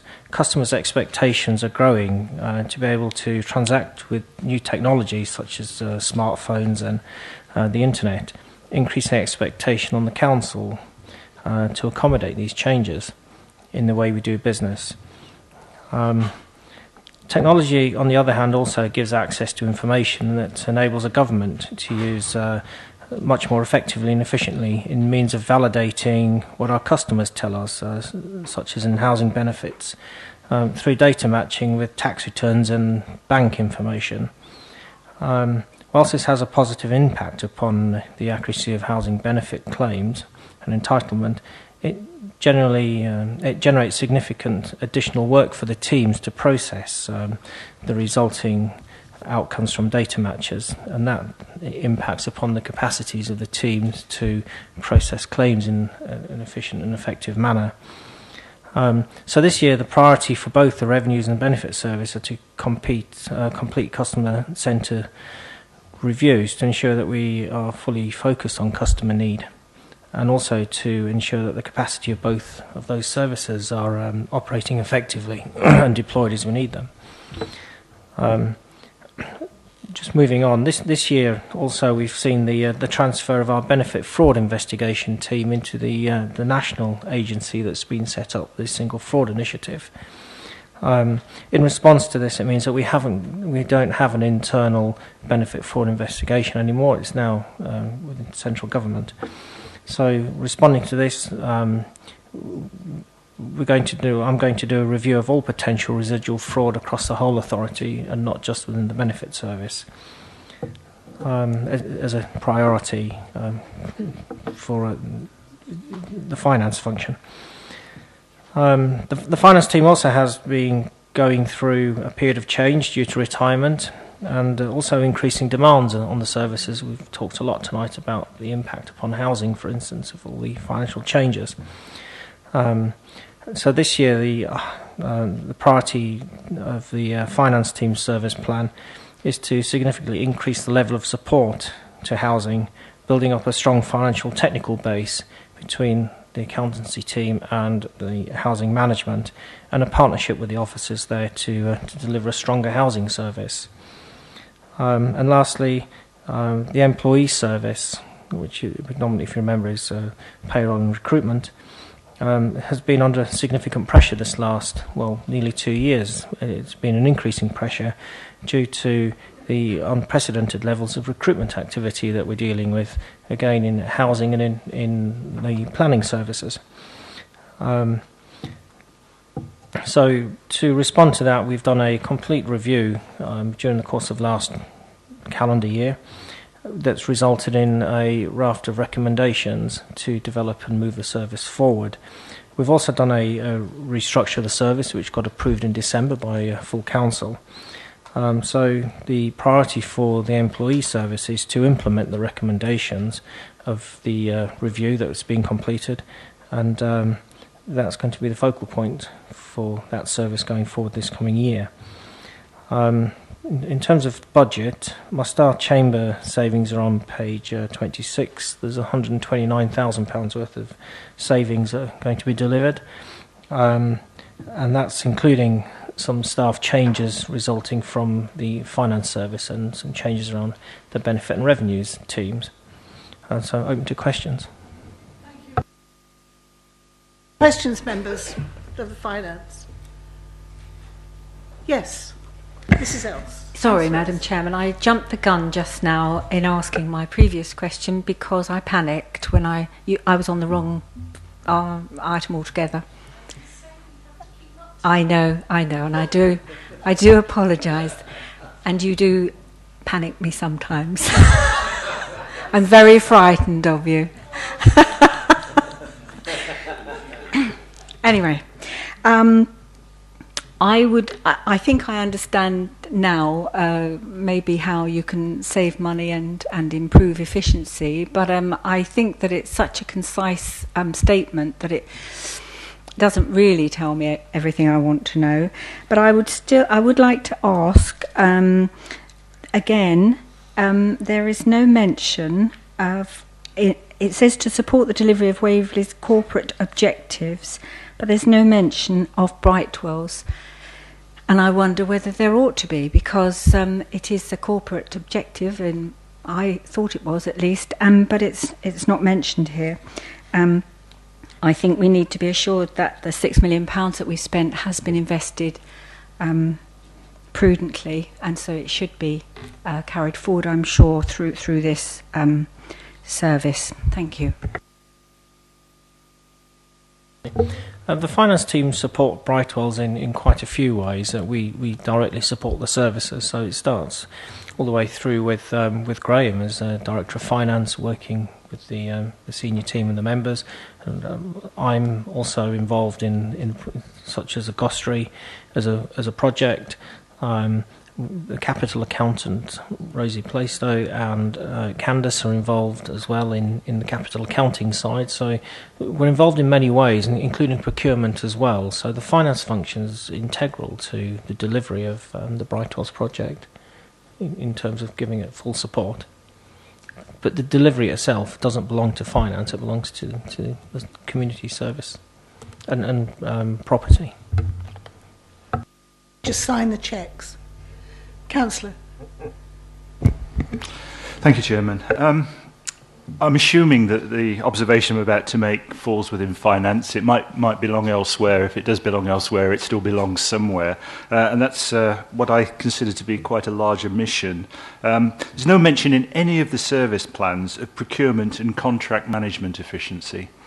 Waverley procures goods and services each year to the tune of millions of pounds, and I think it would be appropriate for, I'm assuming the finance plan, but it may be another plan, to include a desire to understand Waverley's contract base properly, a look at efficiency and leverage opportunities through possible aggregation of contracts, assurance that the contract and contractor risk profiles are fully understood, and assurance that the new contract procedure rules that Waverley approved at the start of last year are being adhered to.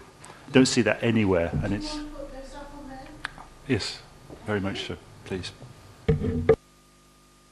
Can I just say that on the question of HR and our HR policy and employing contract staff, we have an HR section on this, and that should come in that. If you look, the last one we're going to be doing is HR. Have you got any comments, Mr. Vickers, to make on what's just been said?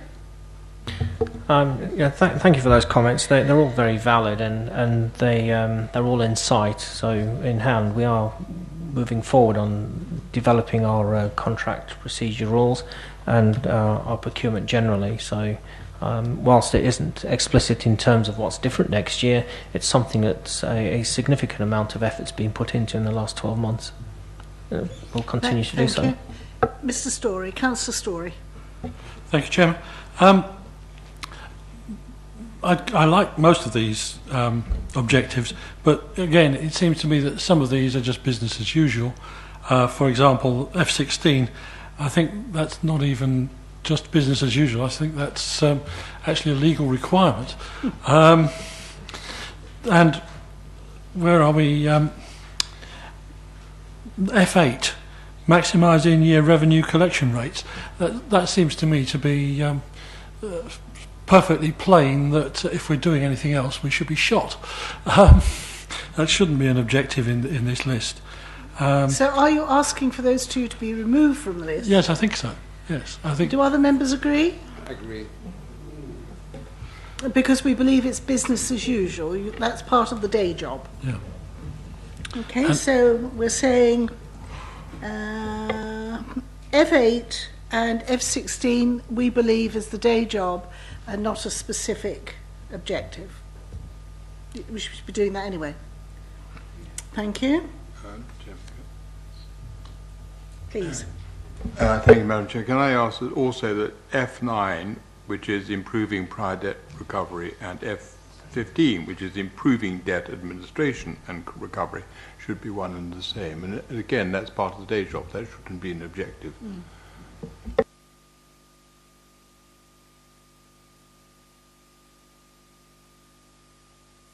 Councillor. Thank you, Chairman. I'd just like to back up my colleague's comment about procurement management. I think we really do need to understand the procurement process and who does what and why. And also we need to, I'm not telling you your job, but the corporate ONS should be looking at when contracts are signed off and what the process has been for those contracts to be agreed. I have major concerns about in this particular area, Chairman. Thank you.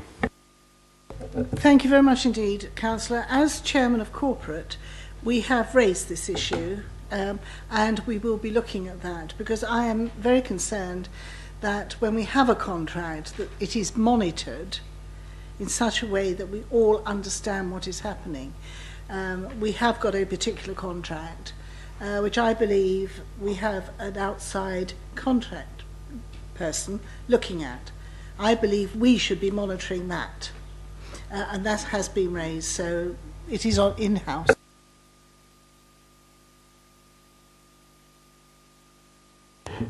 Sorry, Madam Chairman. As my friend Councillor Terry said about F16 and F8 and F16. But it should be removed, but they should be giving us the numbers for every year and what are their objectives, for how much, what percentage they're planning to go higher on that. So we should know, are we improving or are we going down every year.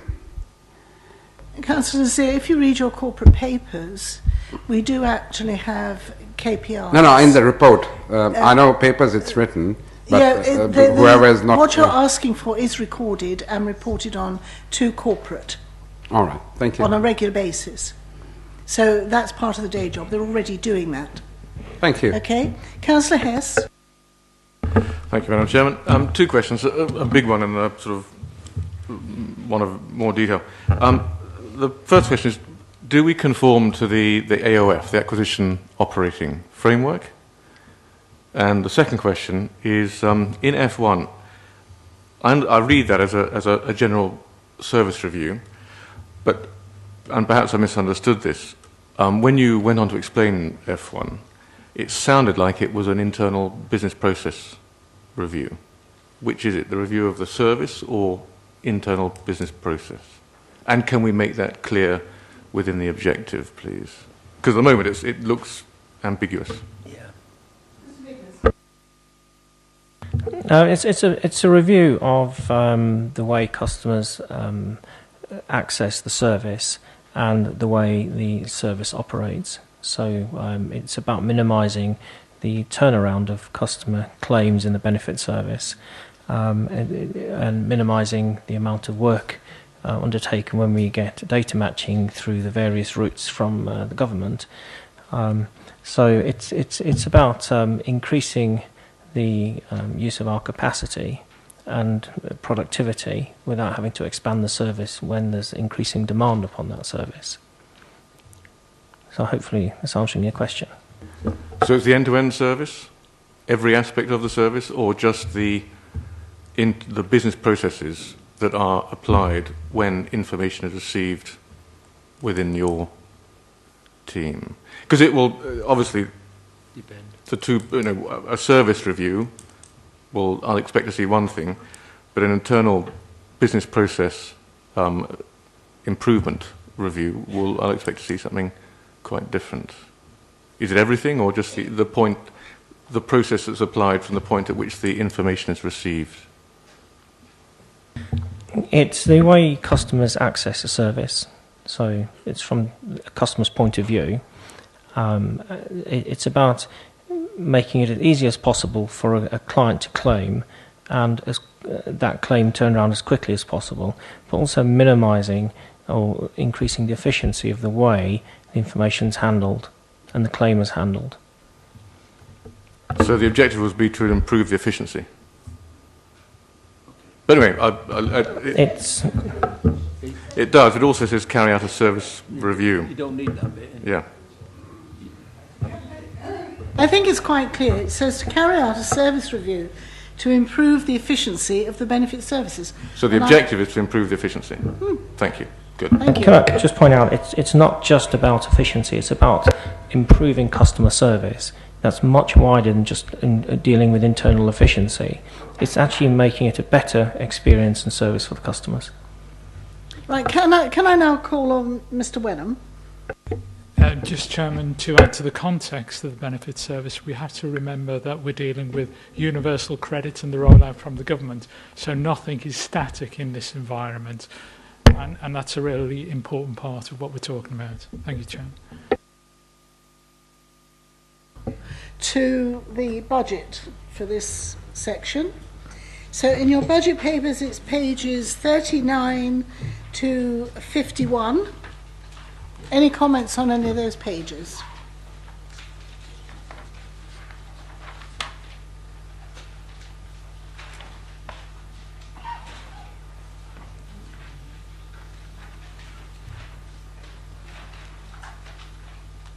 No?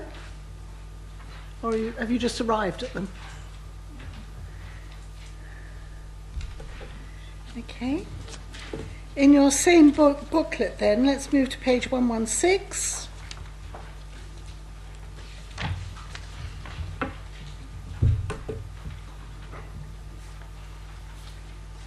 where it talks about cost of collection.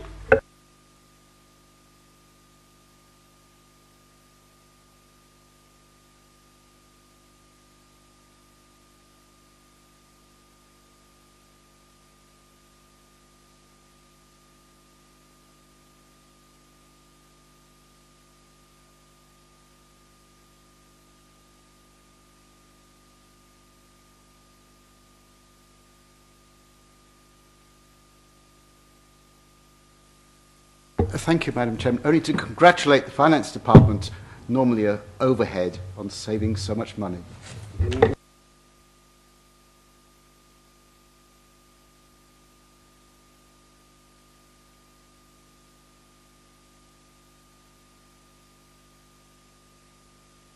Sorry, Chairman, I was just thought I was going deaf and I realised you didn't have your mic on again. Can you make sure?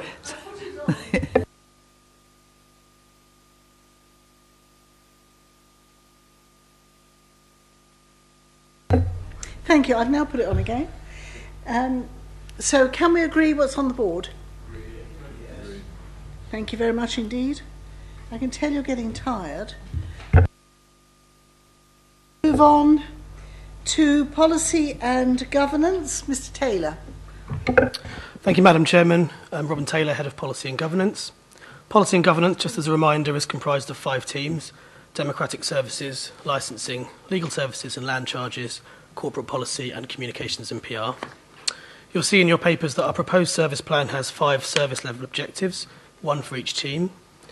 Listed on the screen are those supporting actions, again 1 for each team, although there are 20 overall in the detailed service plan.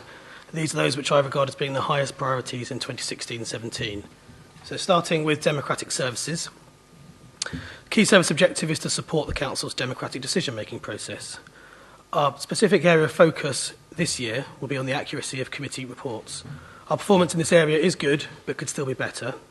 We will, amongst other things, ensure all agenda papers are proofread by a member of the team who is not involved in producing them. So a practical thing, but hopefully an important thing. And moving on to licensing, where our key service objective is to properly and effectively license pubs, shops, taxis, street vendors, charity collectors and others.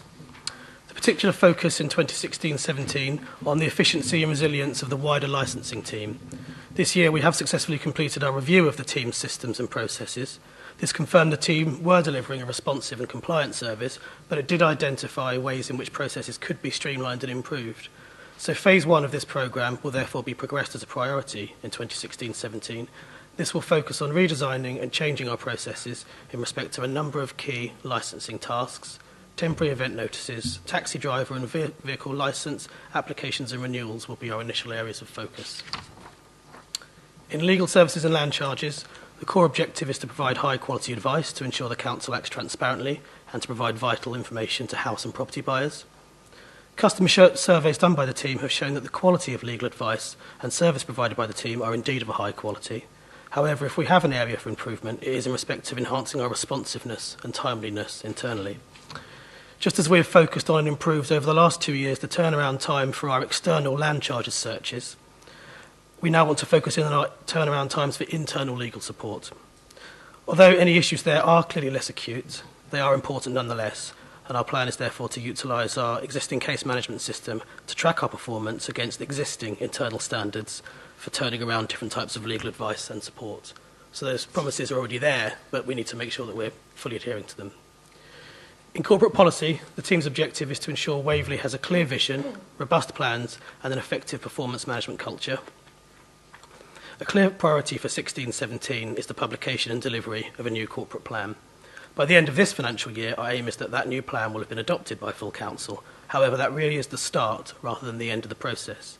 Ensuring that the plan's objectives are communicated internally and externally will be key, as is making sure that the organisation is delivering on what it set out to deliver. And finally, in communications and PR, the team's service objective is to ensure that information about Waverley's services reach the right people at the right time in the most accurate, efficient and cost-effective way. Key priority for 2016-17 will be to ensure that the team's advice, expertise and support is sought and provided in respect of all major projects and initiatives. It will be, as you've heard from other heads of service tonight, a busy year with much change, much going on. There'll be much to communicate to Waverley's communities, and the communication and PR team's focus will be squarely on supporting the organisation to do that effectively. Thank you, Madam Chairman. Thank you very much indeed. Can I just ask that under legal services that we do add to that with promptness, because frequently if we're seeking legal advice or there's a property matter, the matter does drag out somewhat. So I think we do need to speed that up. So if I could say, Madam Chairman, one of the things that we will be doing is to say we have our service level objectives already set out in terms of how quickly things will be turned around. But one thing I think we can be clear about is when an instruction comes in, that the team are very clear with the people giving that instruction how long it will take for the information to be responded to. That commits the team to that. So it's good all around. It's good customer communication, but it also does put the responsiveness and timeliness under the spotlight.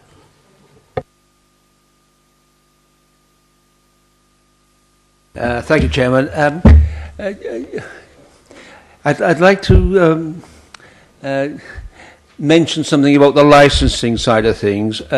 Now, I know taxi drivers are not the easiest people in the world to get on with, but they continually slag off the Waverley Borough Council with regard to renewal of their licences, and I think perhaps we could do something with regard to customer relations there and maybe mention something in the objectives to try and improve relations with our customers. And they do speak to a lot of people, and I get very tired of hearing it. Thank you. Thank you very much, Councillor. I do have to add there are two sides to every story. If I may, Madam Chairman. So first point to make is that we do have the taxi liaison panel, which is the way that we try to interact with the taxi driving community. It is a big community, and not all of them want to be involved with that. But we are developing that, and one of the changes we've made in terms of location of that meeting. So rather than it being in the council chamber, very formal, we now have it as a roundtable discussion within Committee Room 1. That's a small step towards trying to have more cordial relations. The other thing to say that within the detail of the service plan, action number 6 within that service plan is to continue to improve customer focus across all areas of the council's licensing function, and there's a number of specific objectives listed against that. One of those is customer service training, disability awareness training, guidance on telephone management, and feedback from customers identified to be picked up in terms of any improvements. Thank you very much indeed. Right, anyone else? Councillor Gordon-Smith. Madam Chairman, if I may just cheer just cheer Robin up a bit. I was very proud to read the Undershaw outcome, which was sent round to us all, and I thought, well done, the legal department. It was brilliant. Thank you, Madam Chairman. Madam Chairman, it's an observation more than anything else, and I'm just wondering how we can incorporate my comments into this report and under the objectives. PG5, it talks about communications and to ensure that the information about Waverley services reaches the right people. Can we include members in that were included as well at all levels and at all times? And I'm just wondering as well, as we are part of the decision-making process and under democratic services, is there ways that we can put in here how improvements can be made to make sure that the information coming to members is forthcoming, ongoing and correct? Thank you, Madam Chairman.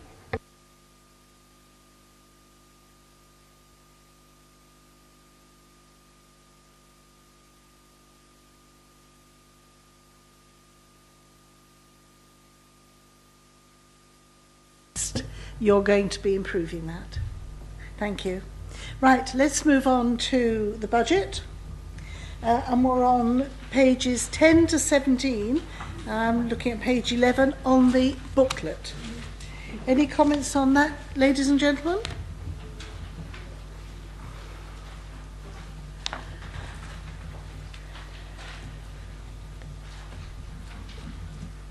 No? 105 to 111 in the same section.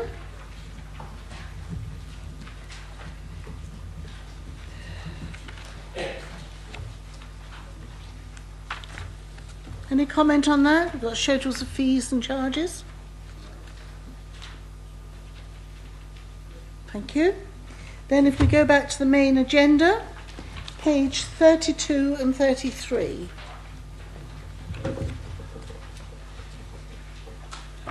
And that's the Star Chamber.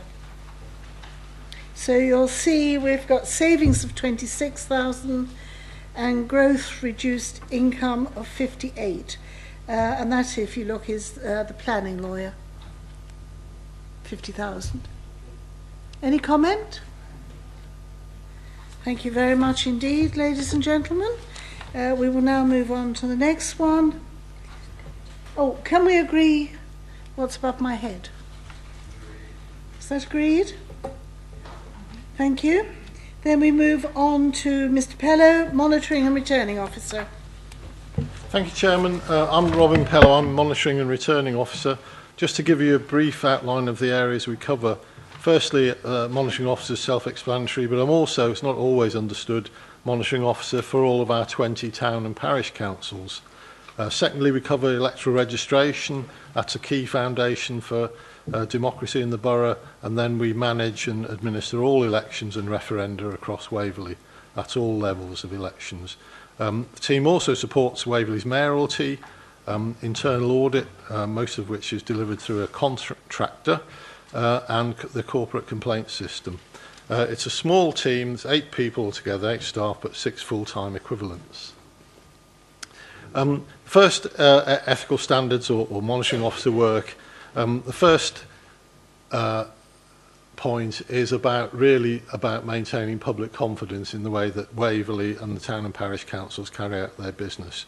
I think standards are high across Waverley and its towns and parishes, but we're certainly not complacent, and it's certainly something we want to maintain, a good level of public confidence.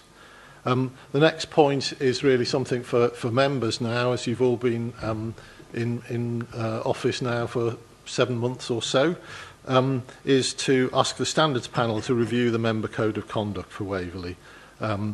They may feel it needs changing, improving, and if that is the case, we'll arrange update training sessions, because some of the feedback I've had from councillors, especially new councillors elected last May, is that as part of induction we did cover standards, but it's all a bit of a blur, and we feel it'd be a good idea to go over that again when members had sort of got used to their new roles.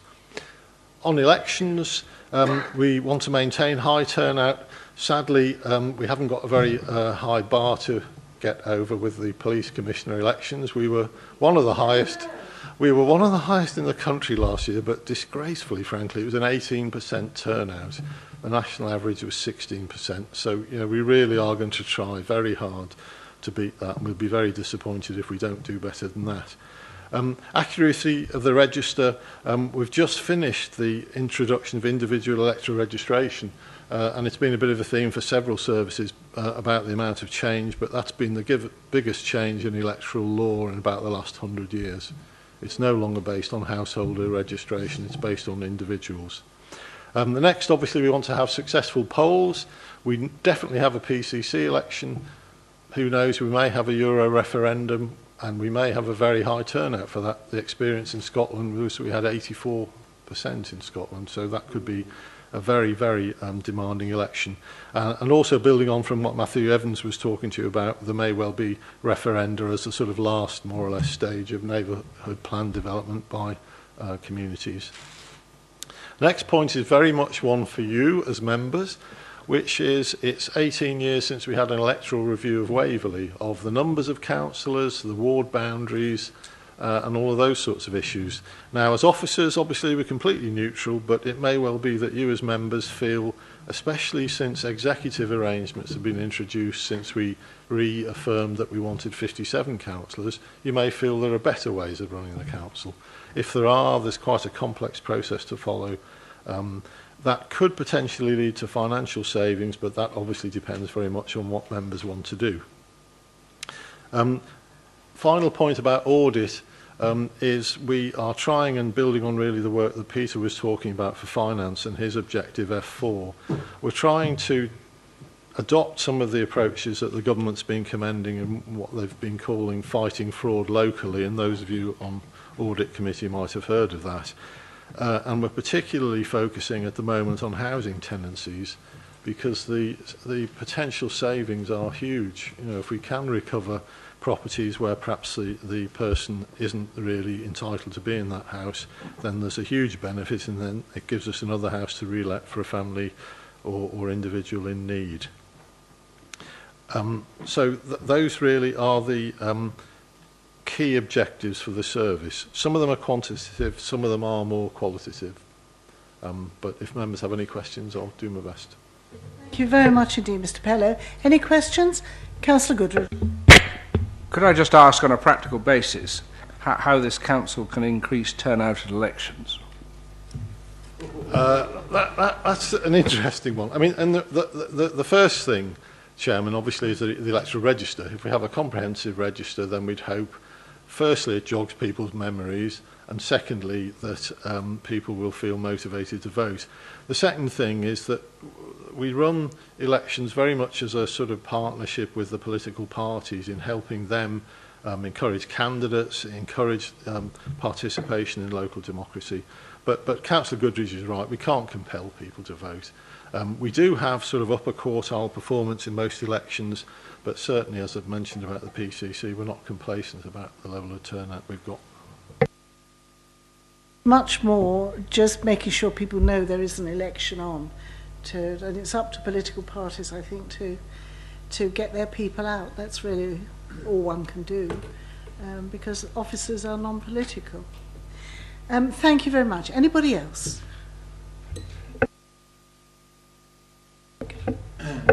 Thank you, Madam Chair. I'd like to make a comment on the location of polling stations. There's a move, I believe, to move polling stations away from schools which are in the centre of the communities to polling stations which are on the edge of the communities.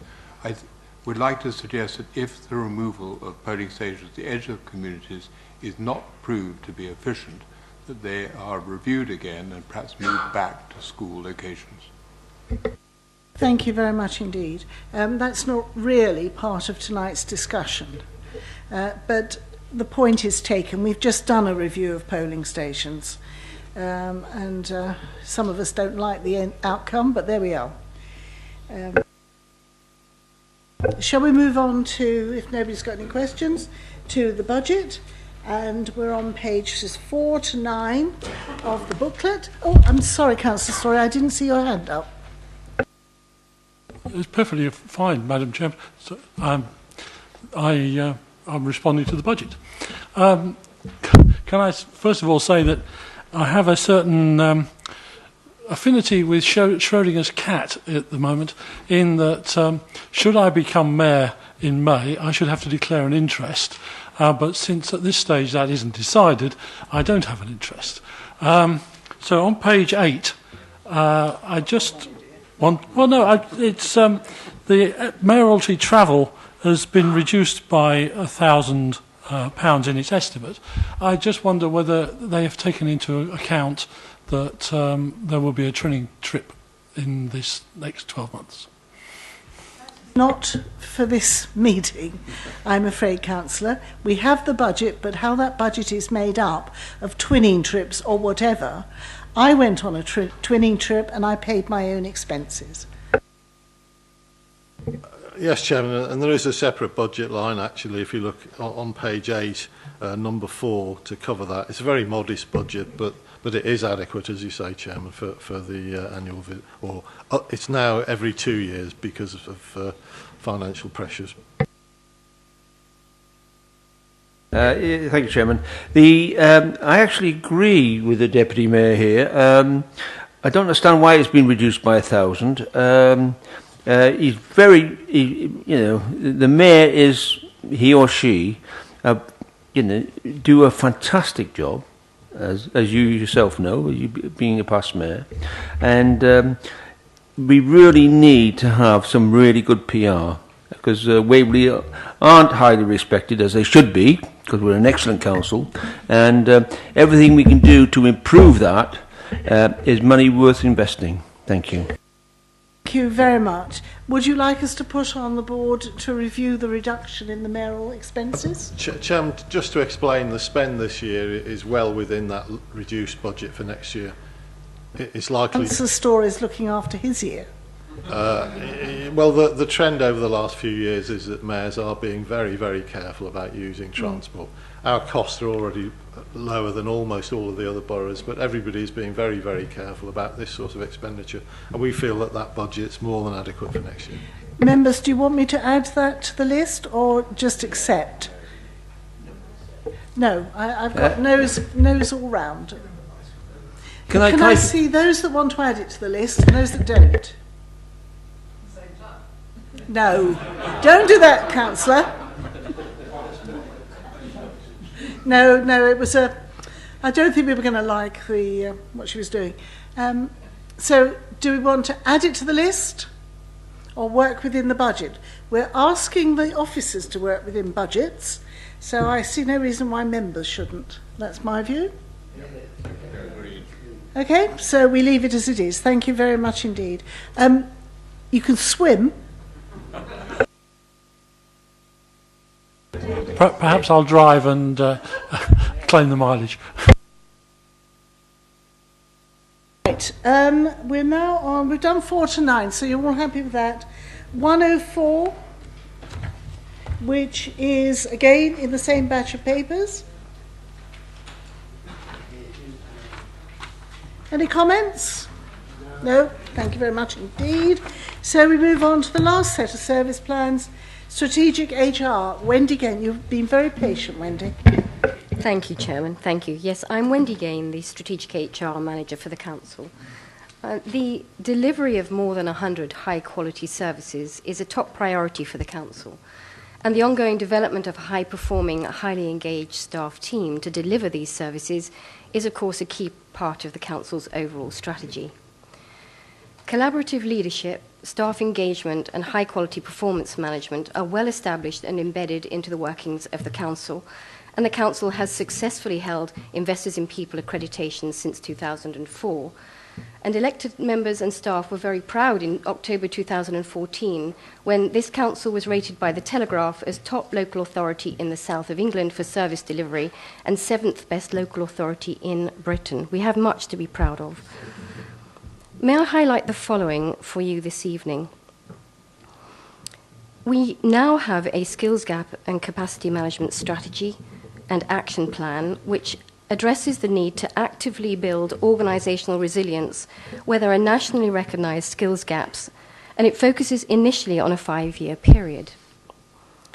The 4 key aspects of this action plan are to understand and communicate Waverley's offer and increasing our visibility in the marketplace with a fundamental aim to be an employer of choice. Why is it? We need to be very clear and communicate. Why is it that people would indeed work here? The next item is to focus on succession planning, and through the Star Chamber process, we will be focusing on the long-term investment option of employing graduate trainees and apprentices. The third item is to maintain a rolling programme of review to achieve early identification of any skills gaps or shortages which affect key posts, and priority will of course be given to those skills which impact on the delivery of statutory services unless of course otherwise agreed. The fourth aspect of the action plan that I'm highlighting this evening is for us to work collaboratively with other local authorities where it is in the interests of this Council to do so. And I'll stop there. Thank you, Chairman. Thank you very much indeed, Wendy. That's fine. Could I see succession planning go on our board? Because you haven't mentioned that. And could I also see, and it was I think it was one of the councillors who mentioned the engagement of temporary staff and contracts. And I think we need to make sure that we keep the use of temporary staff under control, because that can get out of hand. So I think those 2 I would like to see on the board. Anybody else? Yes, Councillor Else. Thank you, Chairman. Yes, I think that planning is probably one of the areas that has most difficulty with a skills gap. And I wondered, it would be interesting to see, and I don't know if you'll allow this question, we have probably not. Yeah, we have a £2 million bill for planning staff, I think. Do we? And I'd be interested to know, in any case, whatever the bill is, what percentage of that is for agency staff? And just one other question, because I feel that it might be huge. I'm concerned that we're spending a lot of money on agency staff. That's why we've got up there. Yeah. Agency. But we don't see it separated on the, and I think we should. I think we should see on the budget what we spend on agency staff. But just one other thing: have we considered making a longer term of notice for some of our less senior staff, so that planning has a little bit more time to engage? It's an appropriate question for tonight. No, okay. Because don't forget, all our staff are under contract. So their contracts will determine what their period of notice is. Okay? Come back, because I want to know whether you probably don't think it's for this. I don't know where it is for, but I wonder whether it would be something that we ought to be considering in order to help with the skills gap. We can make a note of it if you like, but I don't really think it comes within this. Wendy, what's your view? Thank you. Do I turn mine on if you turn? Thank you so much, Chairman. Thank you, Councillor Els. Certainly, what I'm understanding you to say is, would it be useful to consider for the lower, the more junior planning staff to have longer notice periods so that their exit is more delayed? That is indeed, can indeed be part of our considerations. And in terms of the employment law, what the chairman is highlighting is for those people who are already employed here, that wouldn't be able to be changed. But what I think you are actually saying is for new staff, could we make sure we consider that? Yes. Thank you so much.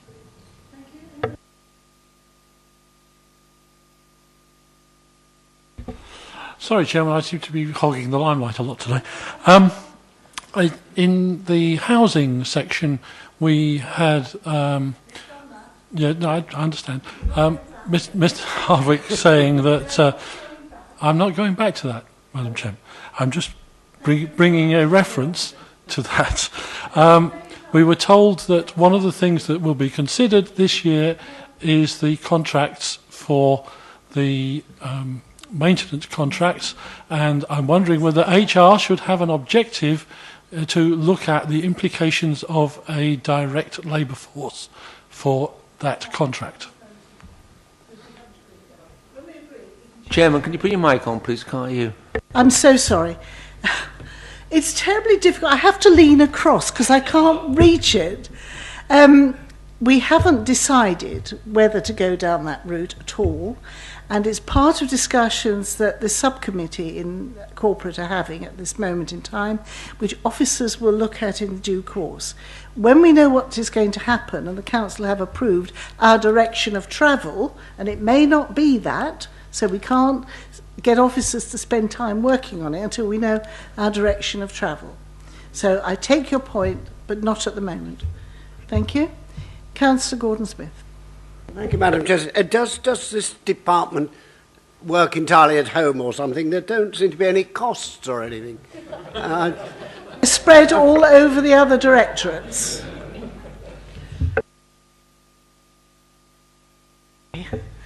I end up with a bruise across here.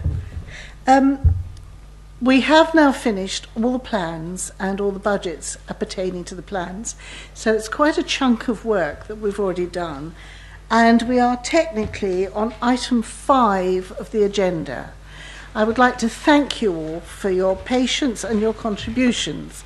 I'm now going to hand over to Graham Clark and will take us through anything we've missed, because there are some gaps in the money. But before I do that, Councillor Ramsdale, do you have a brief comment to make? Thank you, Madam Chairman. Yes, I'd briefly like to say thank you very much to everybody for coming. It's a massive turnout, and I'm really pleased with the variety of observations we've heard. We do have stress in our budget because of what government's done to our funding and the general fund and changes. Yeah. Move on. We are working on those gaps tomorrow, and some of the key things that have come out, especially the ones concerning money and the areas we should look at, I will be working out with the officers Thank come you. tomorrow morning. Thank you. Thank you. Thank you very much indeed. You've been very patient. Thank you, Chairman. So, Chairman, on the agenda, items 5, 6 and 7 we've covered as we've gone through. Hopefully members feel that we've done that. I'm more than happy to take any questions on the detail of those reports. Just one final point, Chairman. Page 27 shows the summary on the general fund as we stand. Just before Christmas, the government announced a major cut, 52% to our grant funding. We were making good progress towards balancing the budget up until that point, and line 24 on page 27 shows that we currently have a shortfall on the general fund budget, £230,000. Now, that is before considering a council tax increase, but it's also before any pay award is agreed and applied. So that is the position statement, Chairman, and if a way to sort of close off, if any members have any thoughts or comments that could contribute towards that to pass to the executive, that would be very helpful, because as Councillor Ramsdale said, over the next week or so we will have to work with the executive, the officer team will, as we have been over the last couple of weeks, to balance that budget and put a positive recommendation to council from the executive with a balanced position. Similar position on but with a smaller number on page 73 on the housing revenue account. Again, as details emerged of the government's changes to the housing revenue account, particularly the 1% grant reduction, officers have worked very hard, Hugh's team and Jane's team, to try and close that gap off. We've got a small residual shortfall there.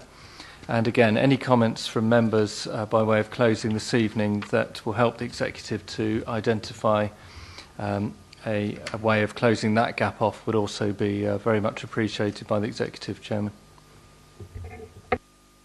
Thank you, Graham. Thank you very much indeed. I think one of the ways that you could look at it is looking at agency staff and having a look at what we pay out for that, because that might be a way of closing some of the gap that indeed we have. Have members got any ideas that we might consider? If not tonight, can you make sure that you let Graham have them, because you may not have had time to really think about that. Graham, Paul, is there anything you want to say? Thank you, Chairman. I think the only thing I'd add in addition to what Graham was saying is about the issue of council tax. And last week, the week before, the leader went to see the Secretary of State. And at that meeting, there was talk about offering low-spending councils a £5 a year council tax increase. And there was talk about that applying to all district and boroughs. And we certainly made a case in the representations to the Secretary of State last week to say, certainly Waverley, who's held its council tax at the same level for 6 years, 5 years of freeze, 6 years the same, there is a good case for doing that. £5 is a fairly modest increase in cash terms at Band D. That might be one way that members can suggest. Within the papers, we talk about a 2% cap on council tax increases for district and boroughs, but that might be one way to increase that slightly. Remembering, of course, the county councils can increase by a further 2% to deal with social care spending. Remember, they have incredible pressures. The age of people in Surrey, the demands on social services is immense, and we expect Surrey to be going with a 2+2 increase, but that is not available to Waverley. But maybe something approaching £5 per year, which is near probably around 3%. Thank you, Chairman. Thank you very much indeed. Certainly, adult social care at Surrey has an incredible bill for adult social care and will need. But whether you can negotiate with Surrey, because we do have some elderly people centres that we look after, but you have to remember that it's half their budget, adult social care at Surrey, and it's increasing all the time. You are getting an increase of 2% in your precepts. Well, so we should. all those, I mean, we've got to cope with all those over 65s. But certainly, Nick, did you want to say something? I wanted to say to Paul, the £5 increase on Band D, is that prorated up so that Band G is paying £10 and Band A is paying £1? Band H would be £10 and then prorated down, and I think it's ninths going up and down, but Band H is double. So even for the biggest properties, remember Waverley only gets £161 from the average Band D, and even the very biggest properties, 300 and what's that, £22. So you know, we recognise the demands on customers, and that's why the council has held council tax at the same level, but the government has stepped back and is now not encouraging that to happen. But yeah, you know, £5 would be fairly modest if members supported that when it comes to it in February. Thank you very much indeed, Paul. Can I just say we have another item, which is the work programme, and that is to note. If you have anything you wish to add to the work programme for either of your overview and scrutiny committees, please make sure the chairman knows, and we will add it to the work programme. So if we've noted that, it has been a difficult meeting because we've had a lot to get through, and this is the first year we've put the budget in with the service plans, and I hope you feel that although complicated, that at least we've done it all together before we move on to the next service plan. I take the comments about being more specific in the service plans, and I'm sure officers have taken that on board. I would like to thank the officers for all their hard work in putting this together and for presenting it within the time scale you were given. So thank you very much indeed. I hope the officers found it useful. Yes. Thank you, Chairman. Could I just ask before you close the meeting that I don't see up there any indication that we would like, and I don't know if you took a vote on this, to see how much money is spent on agency staff. That is not for this meeting, it's for one of the corporates. It's corporate. Chairman, at our question and answer session last Thursday, the question was asked, and we have fed that back to officers, and they're looking to follow up on that actually outside of the ONS process. So an answer will come round on that. Indeed. And can I thank you all for being really so patient, and I'm sorry we're 12 minutes over time. But thank you, it's been good. And thank you to the office who are in fact clerking the meeting for us. Thank you. Good night, safe journey home.